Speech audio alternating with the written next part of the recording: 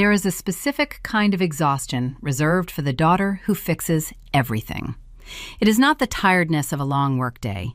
It is the bone-deep fatigue of being the family shock absorber. Parents often mistake this exhaustion for compliance. They push and push, assuming the quiet means you are willing to carry the weight. They do not realize that pushing someone to the edge of their energy is dangerous. It strips away the polite filters.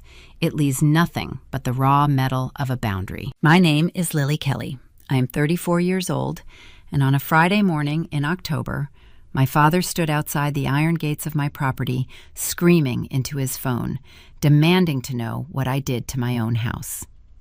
Before I tell you how a dictated family reunion turned into a standoff with county police, hit like and subscribe.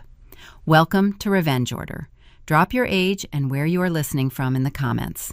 I want to know who else is out there holding the line. Let me take you back 72 hours to the exact moment the line was drawn. It was a Tuesday morning in Boston. I had just walked through the front door of my apartment. 14 hours as a charge nurse in the neonatal intensive care unit leaves a specific residue on you. My scrub smelled like clinical sanitizer and stale adrenaline. My calves burned with a dull ache that went all the way up to my teeth. I dropped my keys into the ceramic bowl by the door. The clatter sounded too loud in the quiet hallway. I wanted nothing more than a hot shower and 12 hours of dark silence. My phone vibrated in my pocket. A single, sharp buzz. I pulled it out. The screen glared in the dim light of the entryway. The Kelly family group chat. My father had tagged me. He wrote with the cadence of a chief executive addressing a subordinate. It was an old habit from a man who loved the aesthetics of power. We are using your lake house this weekend. Extended family reunion. 27 guests. Arriving Friday morning. Make sure the heat is on. No greeting. No question mark. An itinerary dictated for a property he did not finance, did not maintain, and did not own. Before I could even process the text, a second message bubbled up. My mother, Diane. Fill the fridge, Lily. We have cousins driving in from Ohio. Behave yourself and do not make this difficult. I stood in the shadows of my hallway. A familiar tightness wrapped around my ribs. For 34 years, my default setting had been accommodation. I was the bank. I was the mediator. I was the daughter whose success was only tolerated if it could be harvested by the rest of them. The old instinct flared up. The urge to draft a polite excuse to apologize for my own boundaries, to explain that my septic system was not built for 24 people. But exhaustion burns off the fog of obligation. My thumbs hovered over the keyboard. I did not draft an excuse. I typed one word. No. I hit send. The chat went still. I stood listening to the low hum of the refrigerator in the kitchen. 30 seconds passed. Then the screen lit up again. My mother sent 3 laughing emojis. You really think you can stop us? I stared at the pixels. A cold clarity settled over the back of my neck. I did not reply. I turned the volume off, placed the phone face down on the hall table, and walked into the bathroom to start the shower. When I came out in my robe, my husband Jake was standing by the kitchen island. He is a high school history teacher with the kind of steady, quiet energy that makes a chaotic room settle down. He held out a ceramic mug. The smell of chamomile and honey drifted up from the rim. He knew without asking. He had seen the messages on his own phone. He leaned against the granite counter, watching me blow steam off the dark liquid. You owe them nothing, Lily, he said. His voice was low and even. I looked down at my tea. He is going to play the card, Jake. You know he is. The card. Richard Kelly had a psychological anchor he dropped whenever I pushed back. He told anyone who would listen that he emptied his retirement accounts to pay for my nursing degree. It was the debt that could never be repaid. Every boundary I tried to set was crushed under the weight of that supposed sacrifice. Jake frowned. His eyes narrowed slightly, focusing on the stack of mail on the corner of the counter. Did you ever follow up on that weird credit inquiry we got last month? I shook my head. Probably just a glitch. Or someone fishing, maybe Jake said. But he did not sound convinced. I took my tea to the living room and sat on the sofa. I did not want to argue in the group chat. Arguments require you to defend your position. When you explain yourself to entitled people, you hand them ammunition. Instead, the clinical part of my brain took over, the part that reads complex medical charts and spots failing vitals before the alarms go off. If my father was commanding 27 people to drive to the Berkshires this specific weekend, he had a reason. He was a man who hated the cost of hosting. He never threw a party unless he was getting something out of it. I opened my laptop. I pulled up the remote management portal for the lake house. The property was my sanctuary, a quiet, cedar-wrapped place in the woods I bought with double shifts and holiday pay. I kept it armed with smart thermostats and a secure Wi-Fi router. I clicked on the network history log. The screen populated with data rows. My breath hitched. I was looking at active device connections from the previous Saturday. The system logged devices named Richard iPhone and Diane iPad. They had been at my house 3 days ago. They never told me. I clicked the next tab over, the utility room indoor security camera. I hit play on the saved audio files from Saturday afternoon. The audio file from the utility room loaded. Static hissed through the laptop speakers, followed by the heavy thud of a wood door closing. Then came a sound that made the fine hairs on my arms stand up. It was a laugh. My mother Diane was chuckling. The sound echoed off the concrete floor of my lake house basement. "Did she buy the crying act?" Diane asked. Her voice was muffled by the acoustics of the room, but distinct enough to freeze the blood in my veins. I heard my father grunt. A rustle of fabric suggested he was taking off his coat. "She always buys it," Richard replied. "Just make sure the caterers use the side door. I do not want them tracking mud through the main hall before everyone arrives." I hit pause. The living room in Boston fell silent again. To understand why Diane laughed in that group chat, and why she laughed on that hidden recording, you have to understand the invisible currency of the Kelly household. In my family, love was not freely given. It was an invoice. And I held the largest outstanding balance. For as long as I could remember, my father operated under the persona of a selfless patriarch.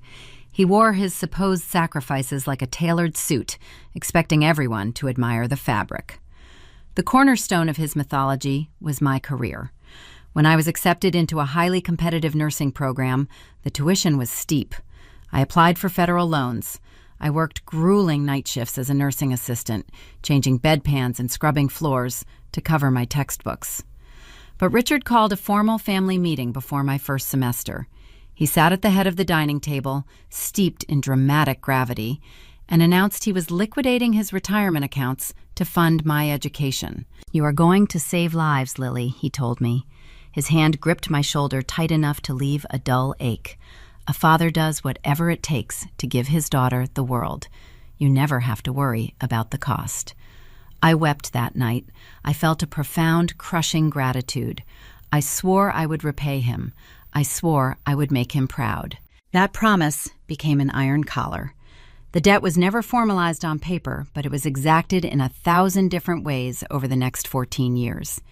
Because he sacrificed his future for mine, I became the designated family fixer.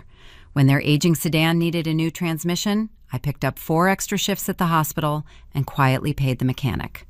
When property taxes on their house went up, Richard would sigh deeply at Sunday dinner, mentioning how tight funds were since his retirement account was gone. I would write a check the next morning. When my younger sister Brittany overdrawn her bank account chasing another failed business venture, my parents would look at me with expectant, sad eyes. I was the reliable, automated teller machine, dispensing cash and compliance to keep the peace. My lake house was the only thing I had ever kept entirely for myself.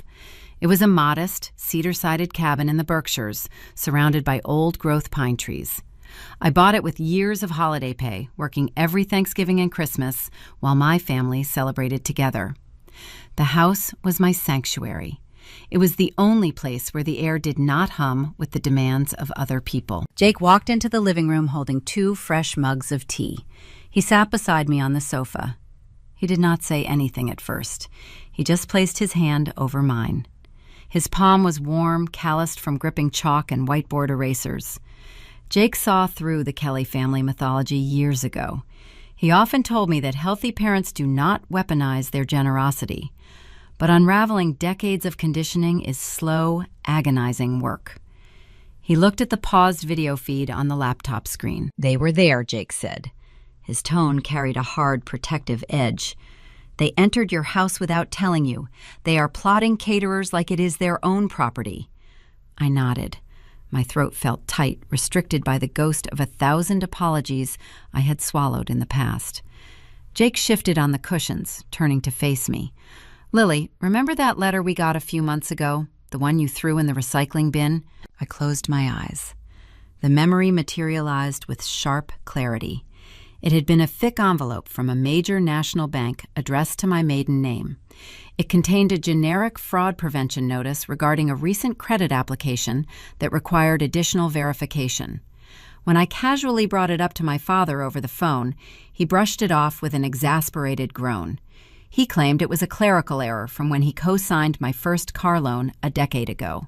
"If you are going to interrogate me over a piece of junk mail after everything I gave up for you, we can end this conversation right now," he had said. His voice had trembled with manufactured hurt. I had folded immediately. I threw the letter away, apologizing profusely for questioning him. I felt terrible for days. "You think the inquiry is connected?" I asked, opening my eyes to look at my husband. "I think men who demand unquestioning loyalty are usually hiding something," Jake replied. He tapped his finger against the edge of the laptop. "You own the lake house, Lily. Your name is on the deed. Your money pays the mortgage. You owe them nothing. Not this weekend, not ever." His words settled into the space between us. The exhaustion in my bones began to harden into something else, something cold and sharp and unforgiving. In the neonatal intensive care unit, a sudden drop in a premature infant's heart rate requires instant focus. You do not panic. You do not argue with the machine. You silence the alarm and you trace the lines. You check the airway. You verify the oxygen flow. You look for the hidden failure. You become a detective of human biology. My father was commanding 27 people to descend on my property. He was demanding a stocked refrigerator. He was operating in secret, checking catering routes through my basement. He was rushing. People do not rush unless they are running out of time. If I engaged in the group chat, the cycle would repeat. My mother would deploy tears. My father would invoke the sacred retirement account. I would find myself justifying why I deserved to control my own front door. The argument would drain my energy until I surrendered, just to make the shouting stop. So I made a choice. I would not argue. I would not defend myself. I pulled my hand away from Jake's and placed both palms on the keyboard. "What are you doing?" Jake asked, watching the shift in my posture. "I am running a diagnostic," I said. I opened a new browser window. If Richard was bringing 27 people to the Berkshires, he had to coordinate them. My father was not a man who left details to chance. He loved spreadsheets. He loved sending formal updates, and he shared an old cloud storage account with me from years ago when I helped him set up his digital tax files. He rarely updated his passwords. I needed to see the blueprint of this weekend. I needed to know why a man who avoided spending a single dollar on hospitality was suddenly playing host to extended relatives from Ohio. The cursor blinked against the white screen. The silence in my apartment felt different now. It was no longer the heavy, oppressive quiet of a daughter biting her tongue. It was the calculated silence of a hunter tracing footprints in the snow. My parents believed they were marching toward a guaranteed victory. They believed the psychological anchor was firmly embedded in my chest. They assumed my refusal in the text message was just a brief flash of rebellion that would be extinguished by Friday morning. I typed in the password to the shared drive and hit enter. The loading wheel spun, turning against a dark background. I was about to find out the real reason my father was so desperate to claim my sanctuary. I was about to discover what he was hiding behind the illusion of a family reunion. The loading wheel on the screen stopped spinning. The cloud drive populated with a grid of folders. Most were old tax returns and scanned medical records from a decade ago. But sitting right at the top, last modified, 24 hours prior, was a folder labeled Berkshire Reunion Logistics. I clicked it. The first file was an Excel spreadsheet titled Guest Roster and Payments. I opened it and my pulse quickened. The rows contained 27 names. Aunts, uncles, second cousins I had not seen since high school graduation. Beside each name were columns marking arrival times, dietary restrictions, and a third column that made the breath catch in my throat. The column header read, Balance Due. Beside my Uncle Todd's name, a rigid man who pinched pennies until they bled, was a cell noting a $300 transfer via a popular mobile payment app. Beside Aunt Carol from Ohio, the number was 600, covering her and her husband. The column tracked thousands of dollars flowing directly into an account ending in numbers I did not recognize. My father was not hosting a family gathering. He was selling tickets. I leaned closer to the screen. The numbers glared back at me, forming a hideous truth. He was charging his own flesh and blood a premium rate for a luxury weekend at a venue he stole from his daughter. He was running a clandestine commercial enterprise out of my private home. I closed the spreadsheet and clicked on a PDF titled Reunion Itinerary. The document loaded, displaying a professionally designed flyer. It featured a panoramic photo of my Cedar Lake house, bathed in golden hour light. The bold text across the top read, Exclusive, Kelly Family Berkeley Retreat. Below the photo, the flyer detailed the amenities. Private dock access, catered meals, premium bedding. The bottom line of the flyer twisted the knife. It read, Please remit the $300 hospitality fee directly to Richard Kelly. To secure your reservation space is limited. A calculated grift. That was the reality. The commanding group chat, the demands to fill the fridge, the crying act my mother performed in the basement. It was all a theatrical production designed to secure a free location for a profitable scam. Jake walked up behind me, resting his hands on my shoulders. What did you find? I pointed at the screen. My voice sounded hollow, detached from my body. He is charging them $300 a head. He is turning my house into an unlicensed hotel to line his own pockets. Jake's grip tightened. That is illegal, Lily. Your homeowner's insurance does not cover commercial operations. If someone gets hurt, you lose everything. He was right. In the state of Massachusetts, running an unlicensed hospitality business out of a residential zone carries severe penalties. If Uncle Todd tripped on the dock or Aunt Carol slipped on the wet bathroom tile, the liability would fall entirely on the property owner, me. My insurance carrier would deny the claim the moment they discovered money changed hands. I could be sued into bankruptcy for an event I expressly forbade. A profound grief washed over me, quickly replaced by a sharp, clinical anger. For 34 years, I believed my parents' entitlement was born out of a twisted sense of patriarchal pride. I thought they demanded access to my life because they viewed me as an extension of themselves. I was wrong. They did not view me as a daughter. They viewed me as infrastructure. My parents looked at my sanctuary, my quiet place built on missed holidays and double shifts, and saw nothing but a free venue to harvest cash. The retirement account guilt trip was the key they used to unlock the vault. I did not pick up the phone. I did not call my father to scream or demand an explanation. Screaming implies a negotiation. It signals that you are hurt, and hurt can be manipulated. Instead, I entered lockdown mode.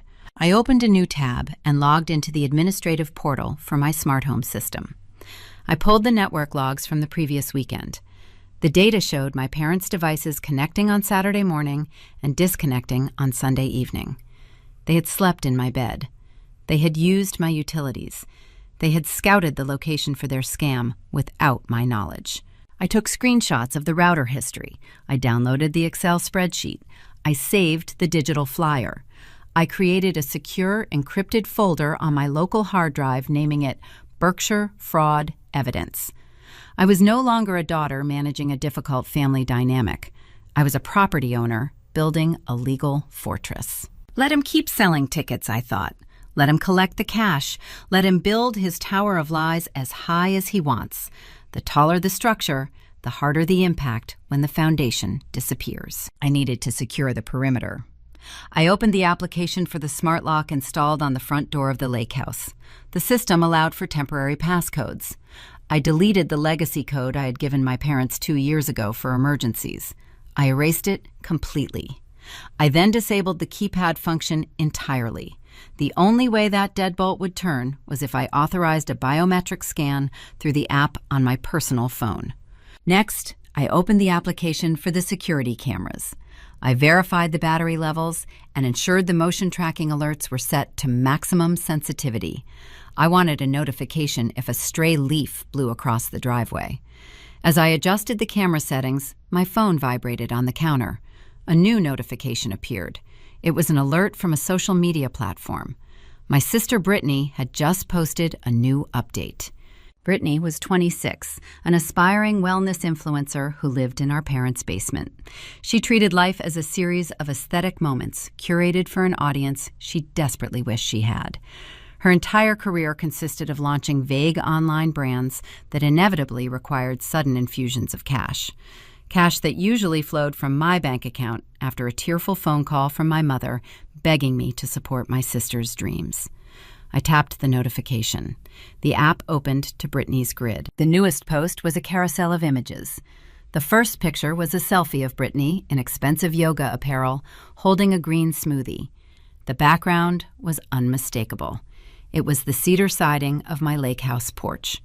She had taken it the previous weekend while they were secretly trespassing.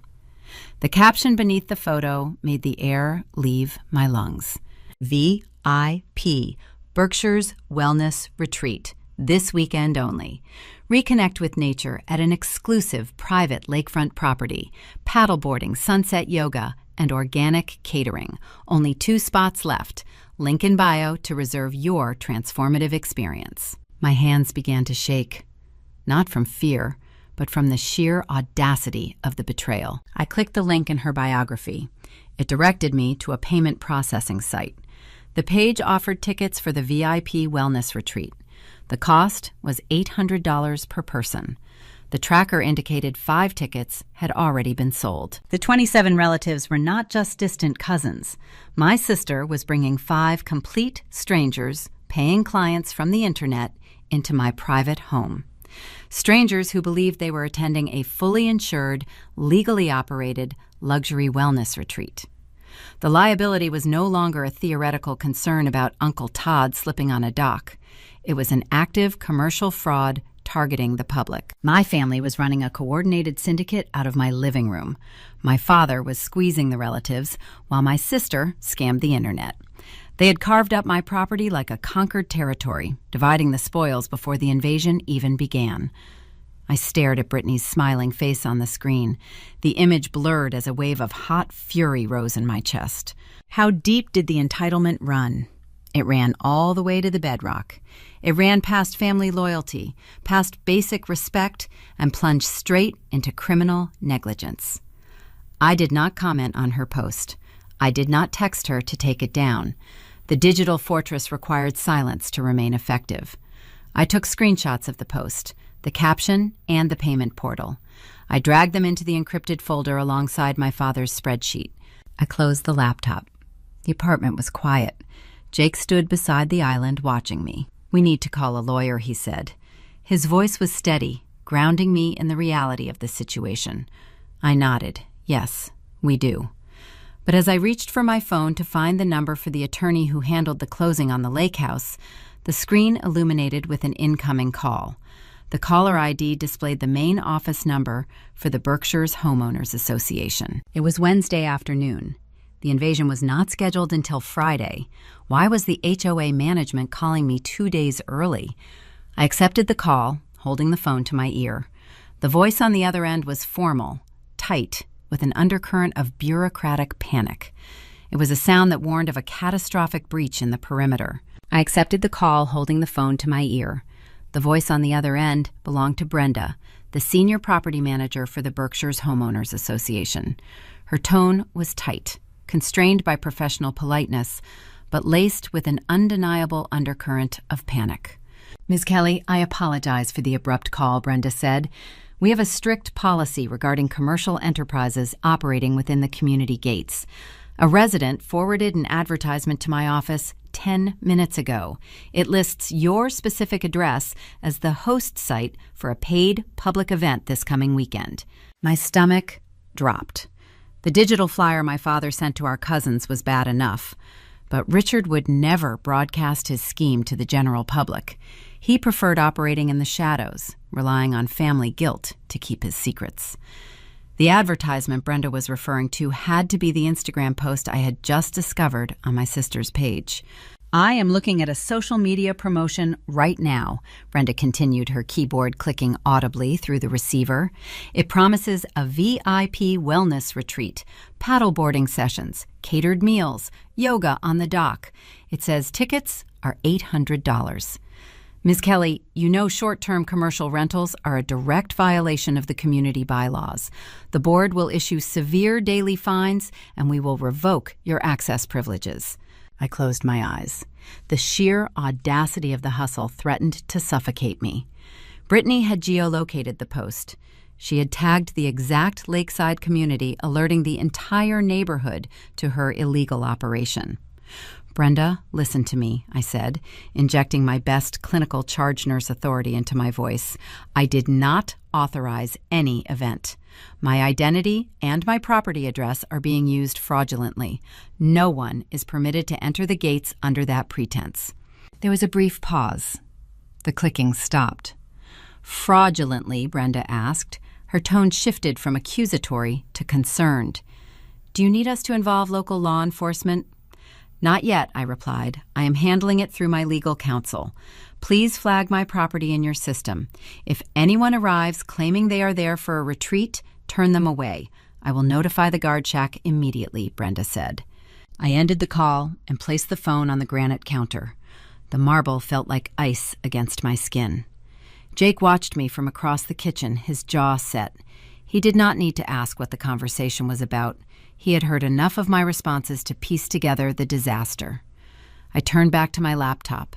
The tab containing Brittany's social media profile was still open. I needed to understand the full scope of her charade. Brittany was 26 years old.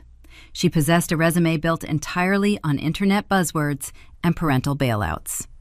While I spent my early 20s studying human anatomy and administering intravenous antibiotics, she spent hers chasing aesthetic trends. Every failed business venture, a bespoke candle company, a drop-shipping clothing line, a holistic lifestyle blog, required sudden infusions of cash. My parents inevitably framed her failures as stepping stones, demanding I help fund her journey. Now she was funding her own journey, using my sanctuary as the product. I clicked through her profile. She had uploaded a schedule for the weekend. Friday evening featured a sunset meditation circle on my cedar dock. Saturday morning promised organic, cold-pressed juices in my kitchen, followed by guided paddleboard excursions using the equipment stored in my shed. She was selling an illusion of wealth and spiritual grounding that she did not earn. She had sold 5 tickets to absolute strangers on the internet. At $800 a person, she stood to collect $4,000. Combined with the cash my father was extracting from the extended relatives the family syndicate, was looking at a $12,000 payday. All of it generated through the unauthorized exploitation of my private home. The legal liability attached to this scheme was staggering. I picked up my phone and dialed the number for Marcus, my real estate attorney. He answered on the second ring. I bypassed the pleasantries and laid out the situation. I detailed my father's spreadsheet, the family reunion cover story, and my sister's public advertisement for a paid wellness retreat. Marcus let out a long, slow breath. "Lily, if a paying customer slips on your dock and sustains an injury, your homeowner's insurance will void the policy instantly. The moment money changes hands, the property becomes an unlicensed commercial venue. You would be personally liable for any tort claims. They could sue you for your savings, your wages, and your primary residence in Boston." My chest tightened. The air in the apartment felt thin. "Can we stop them?" I asked. I will draft a formal cease and desist order right now, Marcus said. We can serve it to your father and your sister via certified email. It will outline the tortious interference and the explicit threat of civil litigation if they step foot on the premises. Do it, I said. Send me the draft to review. I hung up the phone and leaned against the edge of the kitchen island. The adrenaline that had fueled my digital sleuthing suddenly evaporated, leaving behind a hollow, aching void. A profound grief washed over me. It was not the loud, chaotic grief of a sudden loss. It was a quiet, mournful realization settling deep into my bones. I thought about the countless times I had driven to my parents' house after a brutal hospital shift just to help them navigate a minor crisis. I thought about the checks I had written to cover Brittany's overdue rent. I had spent my entire adult life trying to earn their genuine affection by being useful. I believed that if I fixed enough problems, they would eventually look at me and see a daughter worthy of respect. They did not see a daughter. They saw an asset. My family viewed me merely as infrastructure to be harvested. My achievements, my credit score, my hard-earned property were nothing more than resources for them to exploit. The emotional manipulation, the weaponized guilt over the retirement account, the tearful phone calls were simply tools they used to keep the asset compliant. Jake walked around the island and wrapped his arms around my shoulders. He pulled me against his chest, holding me tight. He did not offer platitudes. He did not tell me everything would be fine. He just let me lean into him while the reality of the betrayal dismantled the last remnants of my childhood loyalty. I allowed myself exactly 5 minutes to mourn the family I wished I had. I let the tears fall hot and silent against Jake's shirt. Then the weeping stopped. The sorrow hardened, morphing into a clinical, precise anger. My laptop chimed with an incoming email notification. I pulled away from Jake and wiped my face. The email was from Marcus. The subject line read, Draft, Cease and Desist Order, Kelly Property. I opened the attached PDF. The document was a masterpiece of legal intimidation. It cited Massachusetts state statutes regarding trespassing, fraud, and unauthorized commercial operations. It explicitly named Richard Diane and Brittany Kelly. It demanded the immediate cancellation of all advertised events and the refund of any collected monetary deposits.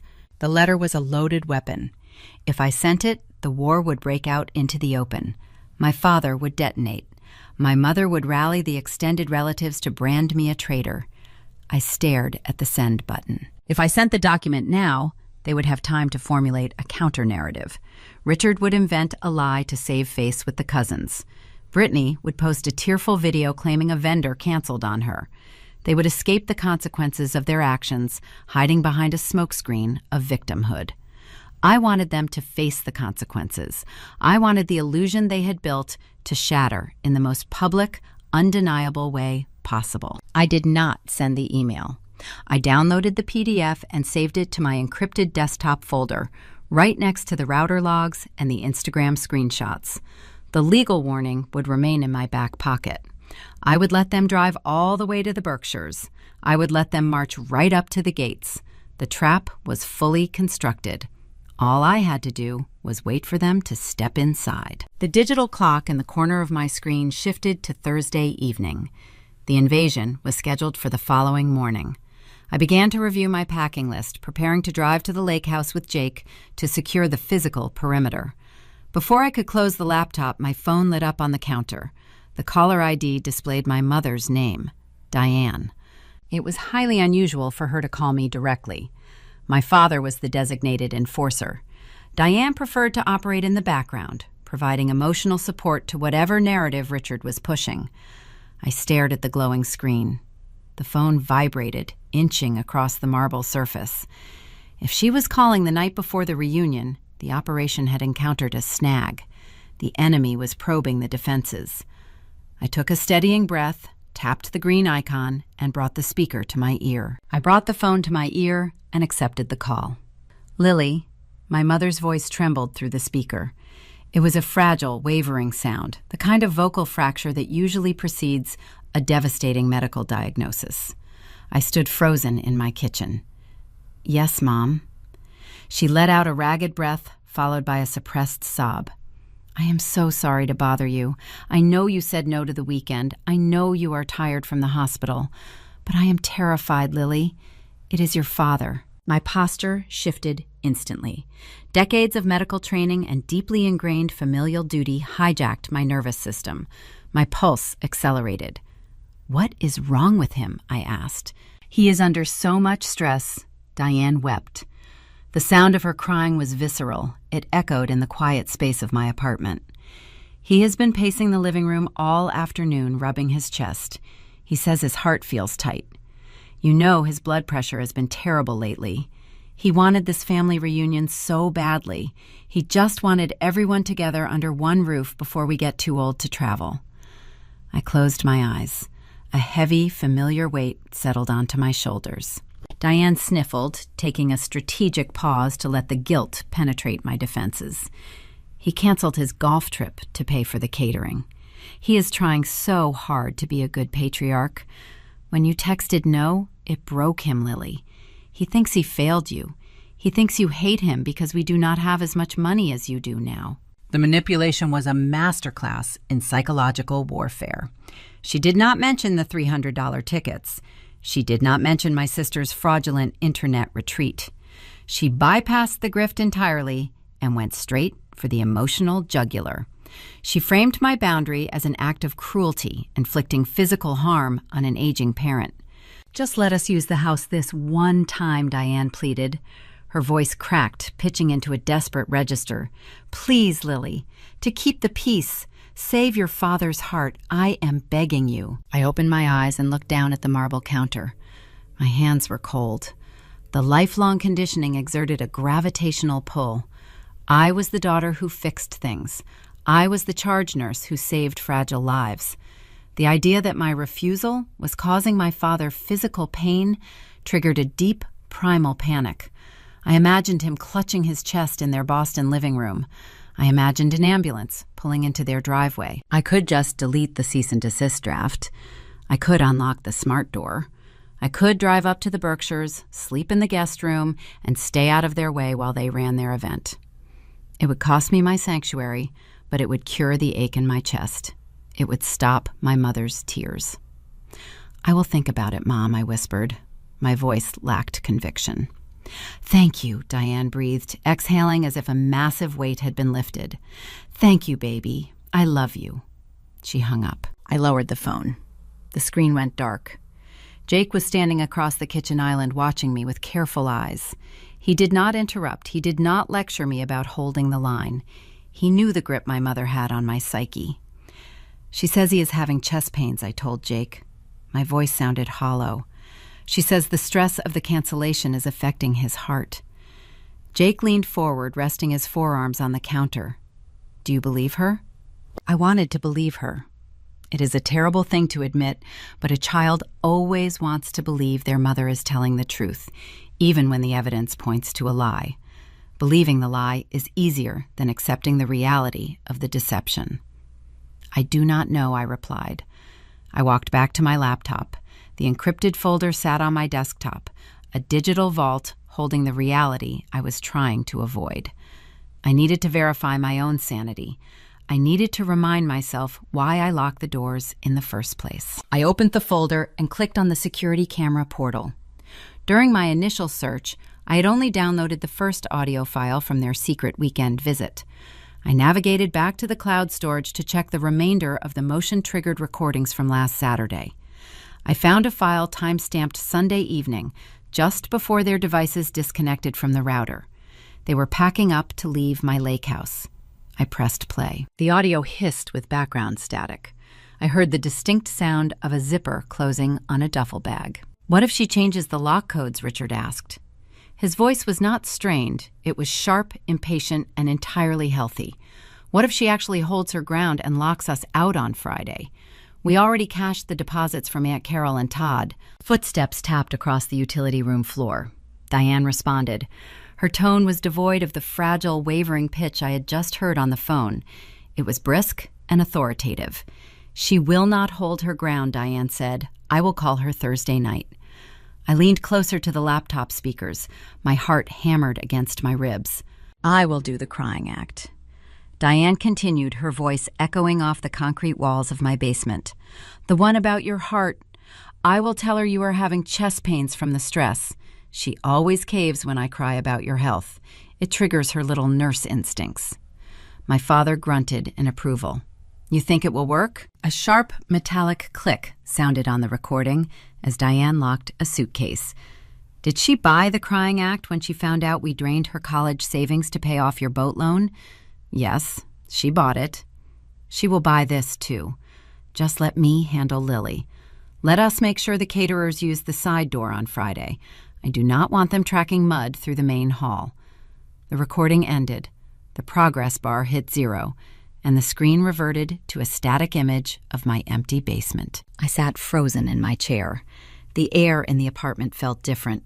The stifling fog of guilt evaporated, replaced by a sudden crystalline clarity. The chest pains were a fabrication. The panic was a script. My mother had literally rehearsed the emotional extortion I had just endured. They had stood in my own home, surrounded by my belongings, and charted out the exact psychological pressure points required to break me. She had weaponized my empathy. She used my medical vocation, my instinct to heal and protect, as a tool to execute a financial scam.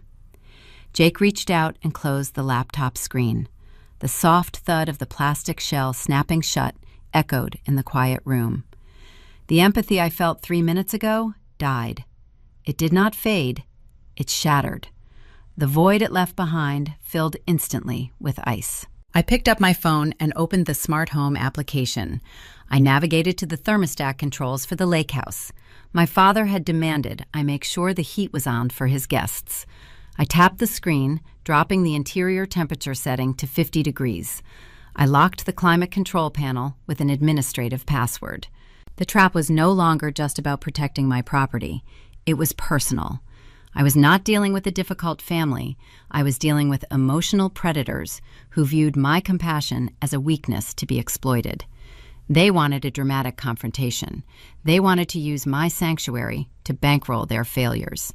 I was going to give them exactly what they asked for, but the venue would be locked and the audience would be unforgiving. I looked at Jake. His posture was rigid, ready for whatever instruction I gave next. Pack the car, I told him. My voice was steady, flat, and devoid of any lingering doubt. We are leaving for the Berkshires tonight. We gathered our bags in silence. The drive to western Massachusetts would take 2 hours. I planned to arrive under the cover of darkness and secure the physical perimeter before the sun rose. The digital locks were engaged. The cease and desist letter remained armed in my outbox. But as we carried our luggage out to the parking garage, my phone registered a new incoming email. The sender was the property management office of the Berkshires Homeowners Association. The message contained an urgent, high-priority flag. I opened the text while standing beside the trunk of our car. The words on the screen detailed an escalation that bypassed emotional manipulation and crossed directly into the realm of the penal code. My parents had realized a crying phone call might not be enough to secure the perimeter.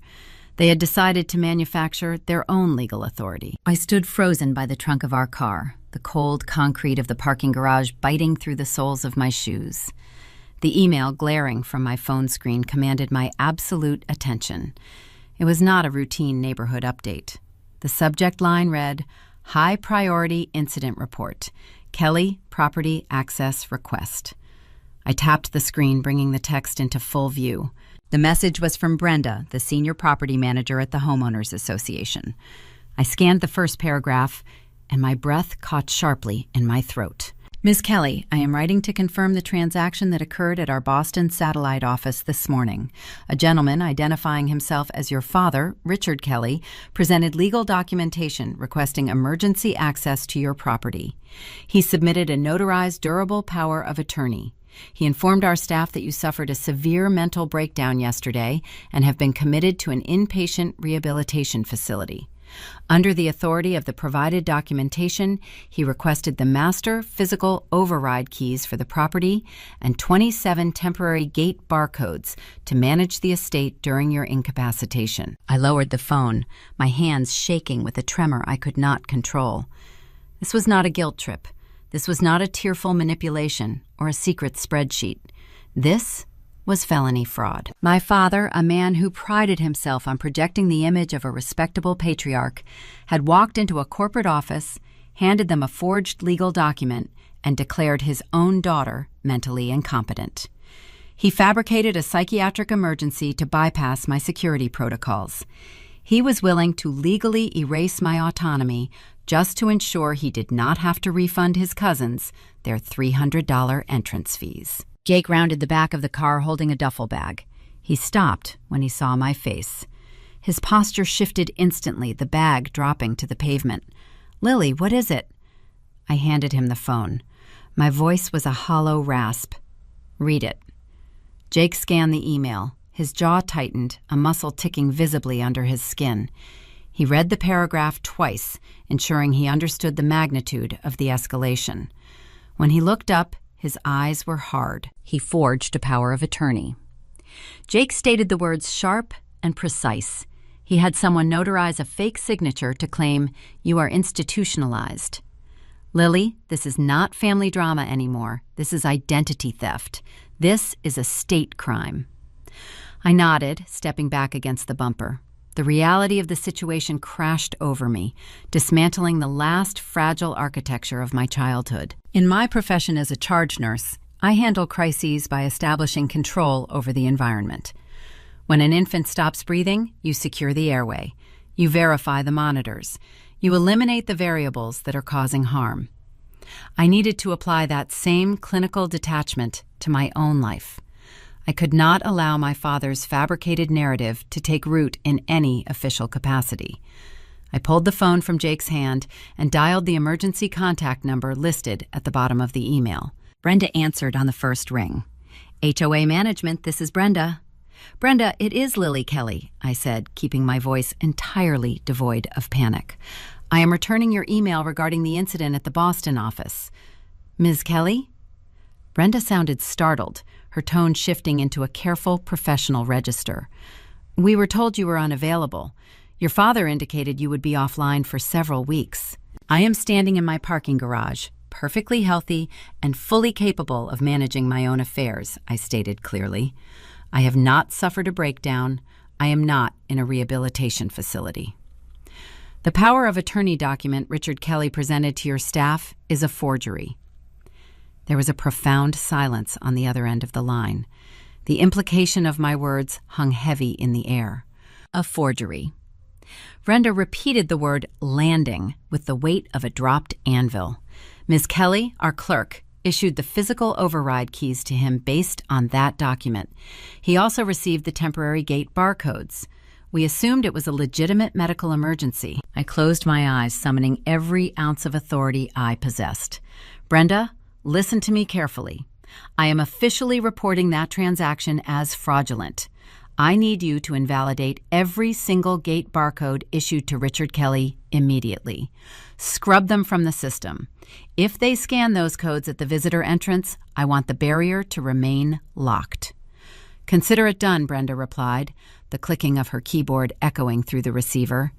"I am deactivating the temporary passes now. Next, I need you to flag Richard Kelly, Diane Kelly, and Brittany Kelly as permanently banned individuals in the security database I instructed. They are not guests. They are not family members with standing access. If they attempt to approach the community, they are to be considered hostile trespassers. Instruct the gate guards to deny entry under all circumstances." "I am updating the primary watch list," Brenda confirmed, her voice reflecting a newfound urgency. "Ms. Kelly, what about the physical override keys he took? Our community bylaws prevent us from changing the deadbolts on short notice without a contractor present." "Do not worry about the deadbolts," I said. "I will handle the physical perimeter. Just secure the gate." I ended the call. The cold air of the garage felt bracing, sharp against my face. My parents believed they had outmaneuvered me. They thought their forged paperwork guaranteed them unrestricted access to the sanctuary. They were currently packing their vehicles, coordinating catering schedules, and basking in the glow of their anticipated financial windfall. They were confidently marching toward a brick wall they did not know existed. I looked at Jake. He had already loaded our bags into the trunk. He slammed the lid shut, the sound echoing in the concrete enclosure. "We need to leave now," Jake said. "If he has the physical override keys, the smart locks will not keep him out." "He will not get past the front door," I replied. I opened the administrative application for the Lake House security system on my phone. The physical override keys Richard manipulated out of the HOA office were designed to bypass the electronic keypad in the event of a power failure. However, I had recently upgraded the locking mechanism. I navigated to the device settings and initiated a factory reset on the primary deadbolt. The screen prompted me for a master passcode. I typed it in. The system wiped all existing entry protocols. I reconfigured the lock, bypassing the keypad entirely. I disabled the manual cylinder function, locking the internal tumblers in place electronically. The door was now biometric only. It would only open if it recognized my fingerprint or Jake's fingerprint through the encrypted application on our personal devices. The physical keys Richard held were now useless pieces of carved metal. The trap was fully armed. The digital perimeter was secure. The gate guards were on high alert. The fraudulent power of attorney was documented as a crime. We got into the car. Jake started the engine, the headlights sweeping across the dark garage. We pulled out onto the street, navigating through the quiet Boston traffic toward the highway that would take us west to the Berkshires. The drive was silent. The radio remained off. I stared out the passenger window, watching the streetlights bleed into the darkness of the interstate. I thought about the man who had raised me. I thought about the father who had weaponized a fictitious retirement account to ensure my lifelong obedience. He was willing to declare me mentally unstable to protect a scam. The realization severed any remaining tether of familial obligation. I was no longer a daughter protecting a boundary. I was a homeowner defending my property from a coordinated syndicate. We crossed the county line into the Berkshires just after midnight. The air grew colder, the smell of pine and damp earth slipping through the car vents. We approached the community entrance. The gate guard recognized my vehicle and lifted the barrier without requiring a scan. We drove down the winding paved road until we reached the private gravel driveway leading to my cedar house. The property was dark, silent, holding its breath in the cool night air. The lake shimmered under the moonlight, a flat expanse of black glass. We parked the car and walked up to the front porch. I placed my thumb against the biometric scanner on the doorframe. The mechanism hummed, a green light flashed, and the heavy deadbolt slid back with a satisfying click. We stepped inside, locking the door behind us. I walked into the kitchen and set my phone on the counter. The house felt different tonight. It felt fortified. But my father was not the only relative executing a timeline. The Kelly family syndicate involved multiple players operating under different assumptions of entitlement. While Richard planned a grand entrance on Friday morning, another member of the clan decided to launch a preemptive strike. As I reached for a glass of water, my phone screen illuminated. The motion sensor camera positioned at the top of my gravel driveway had triggered an alert. It was 2 a.m. The main invasion was not scheduled for another 7 hours. I tapped the notification, pulling up the live video feed. The camera possessed infrared night vision, rendering the driveway in crisp black and white. A massive object was slowly reversing down the narrow lane, crushing the decorative hostas lining the gravel.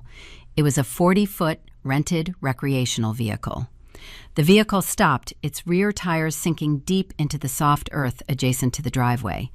The driver's side door swung open, and a figure stepped out, holding a flashlight. It was my Uncle Todd, the notoriously cheap relative who had paid Richard $300 to secure his spot at the reunion. He had arrived a day early to claim the best parking space, entirely unaware that he had just parked a 10-ton vehicle directly on top of my newly seeded, highly sensitive septic drain field. The quiet defense of the lake house had just encountered its first physical breach. I stared at the black and white video feed illuminating my phone screen. The 40-foot recreational vehicle sat idling, its exhaust pluming into the cool night air. Uncle Todd swept his flashlight over the perimeter, entirely oblivious to the catastrophic damage he was inflicting. Todd was my father's younger brother, a man who considered thriftiness a competitive sport. He was the kind of relative who brought empty Tupperware to Thanksgiving dinner to secure leftovers before the dessert was even served. The fact that he had actually paid Richard $300 for this weekend meant he intended to extract every ounce of value from my property. Arriving a day early to establish a beachhead was entirely consistent with his character. What he did not realize was that his beachhead was currently crushing the most expensive piece of infrastructure on the property. The patch of land adjacent to the gravel driveway was not a designated parking area. It was the newly engineered septic drain field. I had spent $8,000 repairing the system the previous summer, carefully seeding the topsoil with a specific blend of ryegrass to prevent erosion. The subterranean pipes were fragile, designed to disperse water evenly through the soil. They were not designed to support the 10-ton axle weight of a rented motorhome. Jake leaned over my shoulder watching the screen, his jaw clenched. "He is parked on the leach field, Lily. If those pipes crack, the entire plumbing system will back up into the house." "I know," I replied. My voice was steady, devoid of the panic that usually accompanied family crises. The old version of Lily, the exhausted daughter conditioned to manage everyone else's emotions, would have run outside. I would have banged on the door of the motorhome, apologizing for the inconvenience while begging Todd to move his vehicle. I would have called my father in a panic, asking him to intervene. I would have centered their comfort over my own boundaries. That version of Lily no longer existed. I did not step out onto the porch. I did not flip on the exterior floodlights to alert him to my presence. I remained in the dark kitchen watching the screen with clinical detachment. Uncle Todd walked back to the cab of the motorhome. He turned off the engine and locked the doors. The video feed showed him wandering down the sloping path toward the lake, a shadowy figure disappearing into the tree line to inspect the dock. He assumed he had secured his spot for the weekend. I opened the browser on my laptop. I searched for a commercial heavy-duty towing company that serviced the Berkshires region.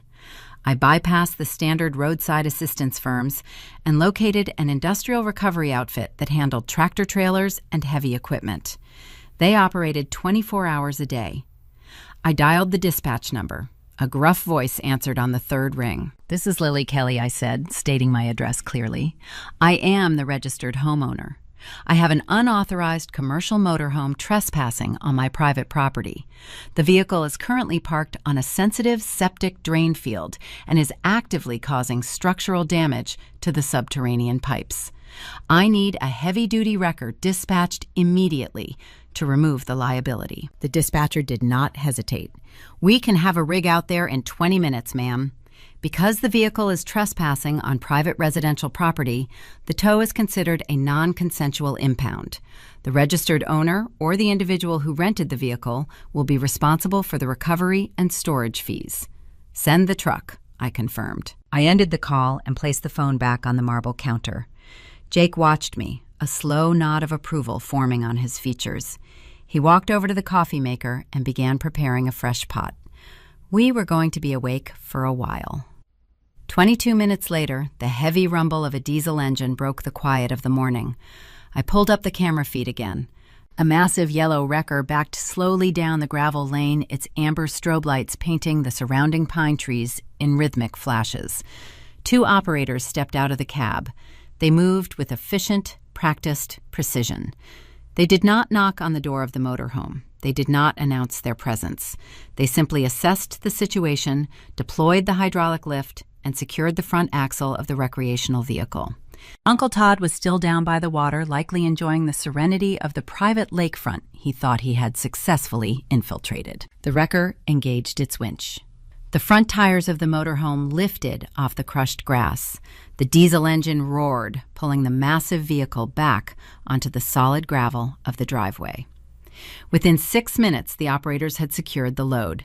They climbed back into the cab and drove the motorhome away, leaving nothing behind but deep tire ruts in the damaged soil. I watched the red taillights disappear down the lane. The physical breach had been neutralized. 10 minutes later, my phone vibrated on the counter. It was not a call.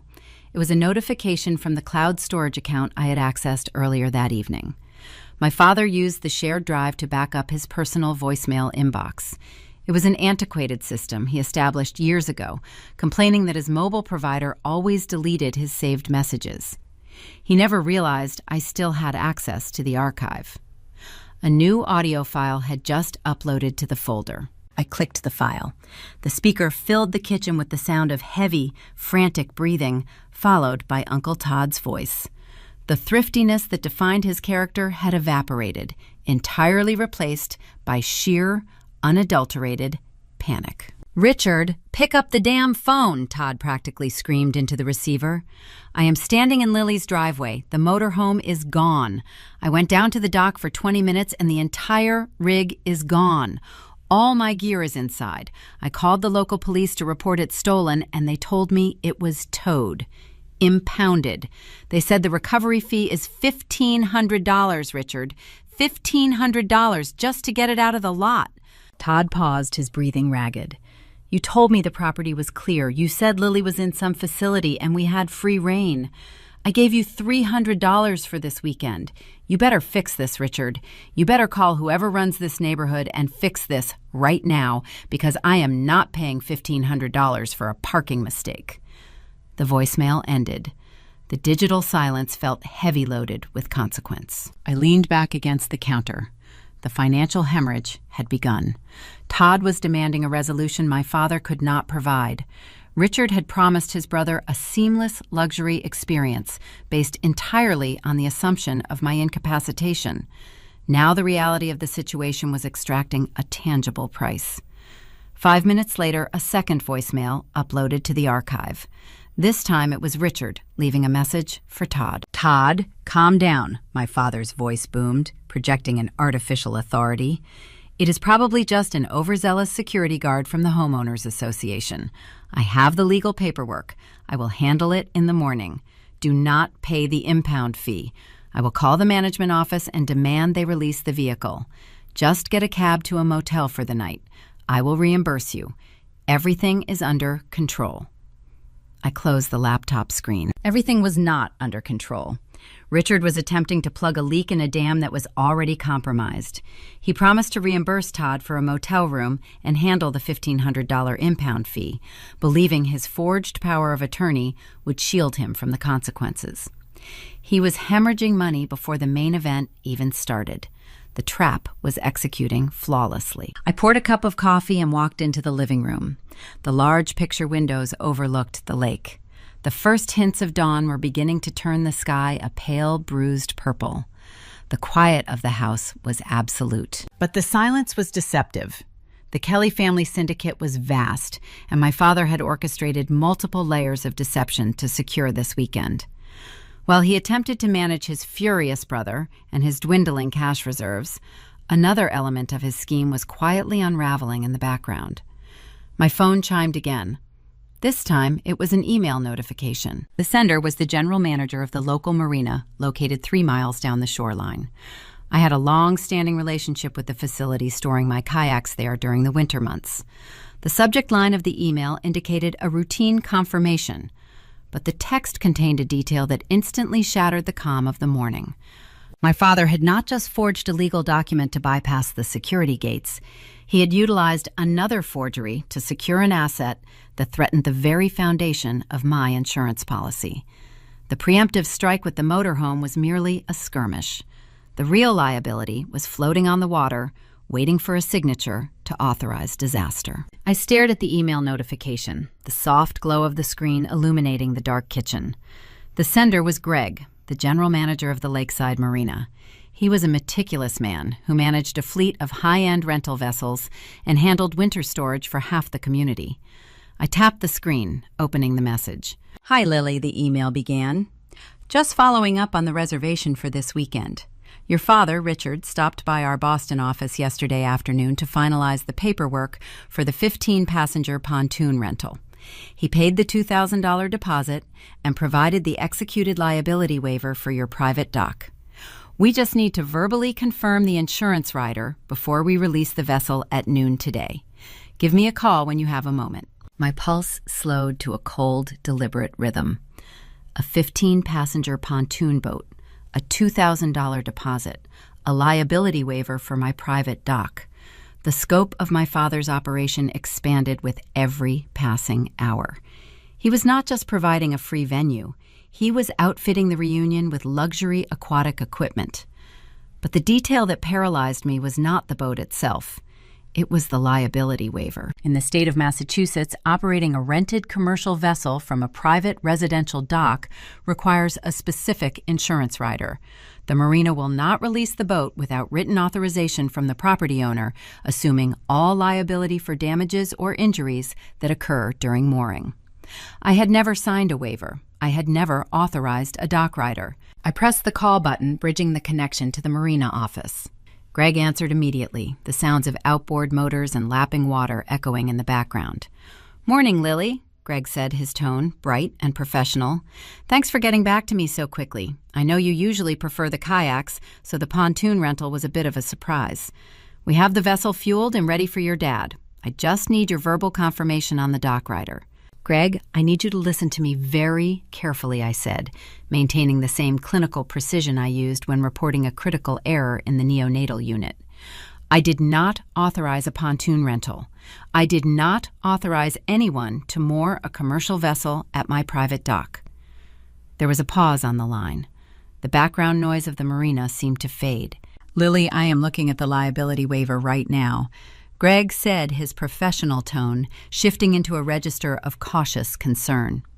"It has your property address, your primary homeowner's insurance policy number, and your signature at the bottom. Your father handed it to my associate yesterday. Email it to me," I instructed, "right now." I heard the rapid clicking of a keyboard. 3 seconds later, my phone vibrated with a new incoming message. I opened the attached PDF document. It was a standard indemnification form. The top section contained my full legal name and my property address. Below that, written in perfect block lettering, was my specific homeowner's insurance policy number. At the bottom of the page, resting above the printed line, was a signature. It looked remarkably like my handwriting. The loops of the L's and the sharp angles of the K's were mimicked with practiced accuracy. But it was not my signature. A sudden, sharp memory cut through the fog of the morning. It was Thanksgiving Day 6 months prior. I had hosted dinner at my apartment in Boston. While Jake was carving the turkey in the kitchen, I walked into the home office to grab a serving platter. I found my father sitting at my desk, rustling through a stack of opened mail. When I asked him what he was doing, he did not flinch. He offered a smooth, practiced smile, claiming he was just looking for a pen to write down a recipe. I had dismissed the intrusion, apologizing for startling him. I was conditioned to accept his boundaries while ignoring my own. He had not been looking for a pen. He had been hunting for data. He had found my annual insurance renewal notice and copied the policy number, ensuring he had the necessary ammunition to execute his future schemes. My father committed felony forgery to secure a boat rental. He knowingly exposed me to catastrophic financial liability, forging my name on a legal document to protect his grift. The fraudulent power of attorney at the Homeowners Association was bad enough, but forging an insurance indemnification was an entirely different class of crime. "Greg," I said, my voice dropping to a low, steady whisper, "the signature on that document is forged. I did not sign it. The insurance policy number was obtained without my consent. That waiver is legally invalid." A heavy silence followed. When Greg finally spoke, the professional courtesy was gone, replaced by the rigid protocol of a business protecting itself from a lawsuit. "If the signature is forged, Lily, the dock rider, is void. We cannot allow that vessel to be moored at your property. It violates our maritime insurance policy." "I understand," I replied. "I will cancel the reservation immediately." Greg continued, his tone reflecting his frustration. "Wait," I said. A sudden calculation formed in my mind.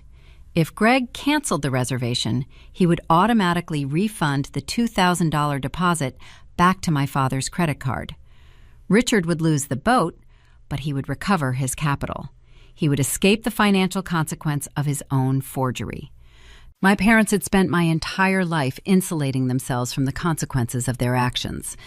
They used my bank account to absorb the impact of their poor decisions. They used my guilt to shield themselves from accountability. I was done absorbing the impact. "Greg, what is the cancellation policy on holiday weekend pontoon rentals?" I asked. "It is a strict 48-hour notice," Greg replied, automatically citing the contract. "If a customer cancels within 48 hours of the launch time, the $2,000 deposit is non-refundable. We hold the funds as a penalty for lost revenue. Do not cancel the reservation," I instructed. Greg hesitated.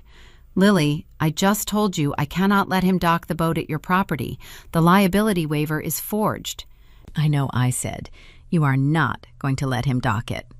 When he arrives at noon, you will inform him that the dock rider has been invalidated due to a fraudulent signature.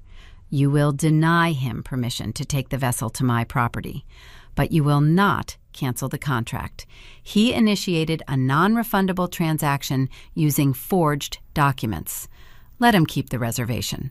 Let him realize he paid $2,000 for a boat he cannot legally use." There was a long pause. I could hear the slow realization dawning on Greg. He understood the strategy. The marina would keep the penalty fee, and Richard would absorb the financial blow. "Understood, Lily," Greg said quietly. "The vessel remains at the marina. The dock rider is void. The deposit is forfeit due to breach of contract via fraudulent documentation." I ended the call and set the phone down. The web my father had spun was rapidly tightening around his own neck. He had promised Uncle Todd a seamless experience, and now Todd was facing a $1,500 impound fee. He had promised the extended relatives a luxury aquatic excursion, and now he was out $2,000 for a boat that would never leave the marina slip. He was hemorrhaging cash before the sun even fully rose over the Berkshires. He was funding his own destruction. I walked into the living room where Jake was sitting on the sofa, a mug of coffee resting in his hands. He looked up, studying my expression. "What was that about?" Jake asked. "Richard forged my signature on an insurance waiver to rent a pontoon boat," I said, my voice flat. Jake's grip on the mug tightened, his knuckles turning white. "He forged your signature?" "Lily, he is crossing lines he cannot uncross. If the authorities see those documents, he is facing serious jail time." "I know," I replied. I walked over to the large picture windows and looked out at the lake. The water was still calm, reflecting the pale morning light. The physical perimeter was secure, the digital locks were engaged, the financial traps were set. But the defensive posture was not enough. My parents were not acting alone. They had activated a network of relatives operating under the assumption that I was incapacitated, and the property was free for the taking. The convoy of 6 vehicles was currently assembling in Boston, preparing to drive west. They would arrive at the security gates, expecting a warm welcome.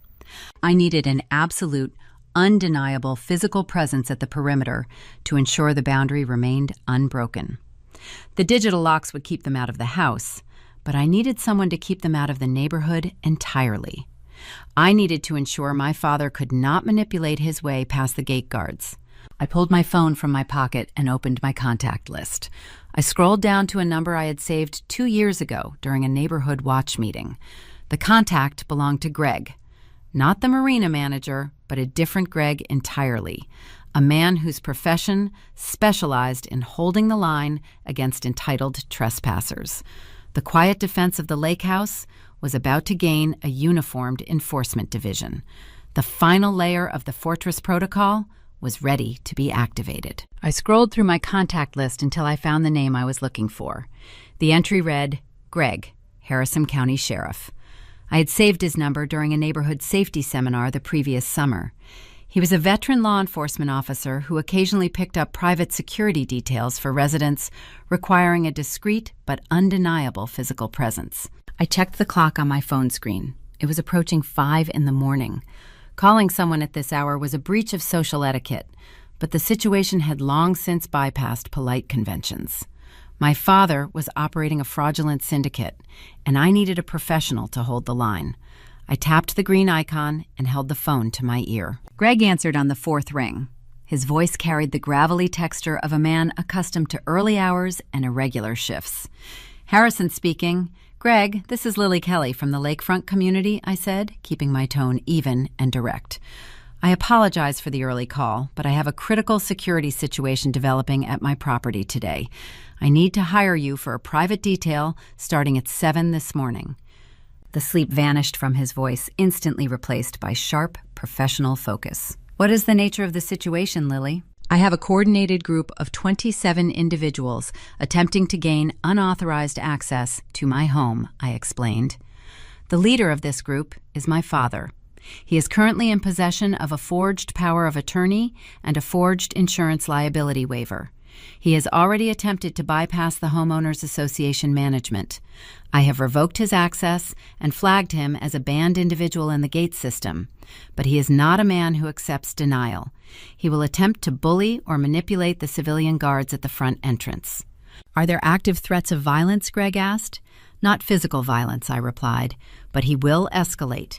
He will use intimidation, and he might attempt to involve local patrol officers by fabricating a story about my mental health. I need a uniformed presence at the main gate to back up the civilian staff. I need someone who understands the law and cannot be manipulated by a man wearing a nice suit." "I understand," Greg said. "I am off duty today. I will arrive at the community entrance by 6:45 in my unmarked cruiser. I will coordinate with the guard shack and establish a hard perimeter. No one gets through without your direct, verbal authorization." "Thank you, Greg," I said. "Send me your hourly rate. I will pay you double." I ended the call. The physical enforcer was secured. Richard would not be dealing with a teenage gate attendant working a summer job. He would be dealing with a seasoned county sheriff who had zero tolerance for entitlement. But a physical perimeter was only half the battle. My father loved to leverage authority to his advantage. He possessed an innate ability to play the victim, twisting narratives to make himself look like the aggrieved party. If he hit a brick wall at the gate, his next logical step would be to dial emergency services. He would attempt to weaponize the local police department against me, just as he had weaponized the Homeowners Association clerk in Boston. I needed to sever that avenue of attack before he could even pick up his phone. I sat down at the kitchen island and opened my laptop. I navigated to the official website for the local municipal police precinct. I found the direct email address for the desk sergeant on duty. I opened a new message window. The subject line required precision. I typed, "Notice of anticipated civil disturbance and fraudulent access attempt, Kelly property." I began drafting the body of the email. I wrote with the same clinical detachment I used when charting a complex medical event in the intensive care unit. I detailed my name, my property address, and my status as the sole legal owner. I explained that a group of individuals led by Richard Kelly planned to execute an unauthorized commercial event on the premises. Then I provided the evidence.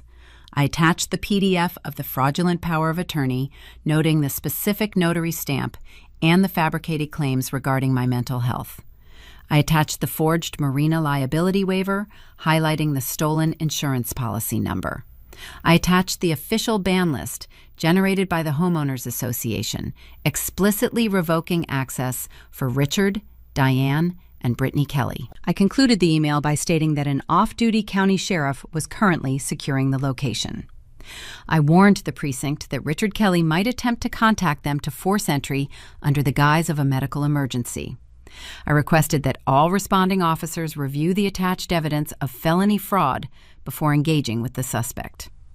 I read through the text one final time, ensuring the tone was objective, factual, and devastating. I clicked send. The digital paper trail was now an ironclad defense. If my father tried to call the police, the responding officers would already have his crimes documented on the dashboard computers in their cruisers. The narrative was entirely out of his control. I closed the laptop and pushed it away from the edge of the counter. Jake walked out of the guest bedroom carrying a heavy insulated cooler and a silver thermos. He had packed them in Boston before our rapid departure, anticipating that we would not be leaving the property for food. He set the cooler on the floor and walked over to the kitchen cabinets, retrieving 2 ceramic mugs. He poured the dark roast coffee into the cups. Steam rose in twisting ribbons, carrying the rich, bitter scent through the kitchen. He handed me a mug and picked up the cooler. "Let us go outside," Jake suggested softly. We walked through the living room and pushed open the heavy glass door leading to the back porch. The structure was built from treated cedar extending out toward the water. We sat down in the wooden Adirondack chairs, resting our feet on the railing. The sun was finally breaking over the horizon, painting the Berkshire sky in vibrant streaks of coral and burnt orange. The lake was perfectly still, mirroring the colors of the dawn. The only sound was the distant, haunting call of a solitary loon echoing across the water. The air was sharp, clean, and bracing. I wrapped both hands around the warm ceramic mug. I took a slow, deep breath, pulling the crisp Massachusetts air into my lungs. For the first time in 34 years, the persistent, anxious hum vibrating beneath my skin was gone. My entire life had been defined by a desperate need to maintain equilibrium. I was the daughter who sacrificed her own peace to ensure her parents remained comfortable. I had accepted their emotional extortion because I believed it was the only way to retain their love. I believed that setting a boundary was an act of betrayal. Sitting on the cedar porch, watching the light hit the water, I realized the profound truth of my situation. The betrayal had never been mine. The betrayal belonged to the people who viewed my sanctuary as a resource to be plundered. I was no longer the exhausted charge nurse trying to fix a broken family dynamic. I was the homeowner. I owned the deed. I owned the digital locks. I owned the literal ground beneath my feet. The heavy psychological anchor my father had wrapped around my neck for 14 years, the fabricated sacrifice of his retirement account, was dissolving into dust. I took a sip of the coffee.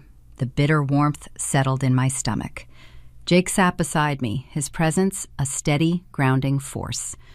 We did not need to speak. The quiet of the lake house was no longer a fragile, fragile thing waiting to be shattered by a demanding phone call. It was a solid, fortified reality. The fortress was sealed. I checked my watch. The digital numbers read 7:15. 2 hours east, the Kelly family syndicate was assembling. My parents were likely loading their luxury sport utility vehicle, packing coolers full of premium groceries, and arranging the seating chart for their paying guests. My sister was undoubtedly filming a morning update for her internet followers, promising a transformative weekend of wellness and catering. They were pulling out onto the Massachusetts Turnpike, a convoy of entitlement fueled by deception. They were driving toward the Berkshires, fully believing they had outsmarted the system. They expected to find an open gate, an empty house, and a lucrative weekend. They were speeding toward a reinforced concrete wall. The setup was complete. The defense was layered, deep, and unyielding. The only thing left to do was wait for the impact. I leaned back in the cedar chair, keeping my eyes on the long gravel driveway leading up to the main road. The collision was imminent. The illusion my father had spent a lifetime building was about to meet the unforgiving reality of a locked iron gate. The digital clock on the microwave read 9:10. The morning sun had burned off the mist hanging over the lake, replacing the muted dawn colors with a harsh, brilliant daylight.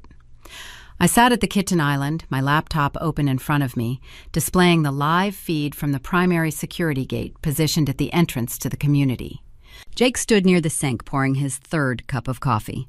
The silence in the house was heavy, expectant, like the atmosphere just before a summer thunderstorm breaks. My tablet chimed a sharp electronic notification indicating motion detection at the main perimeter. I leaned forward, focusing on the high-definition color video streaming across my screen.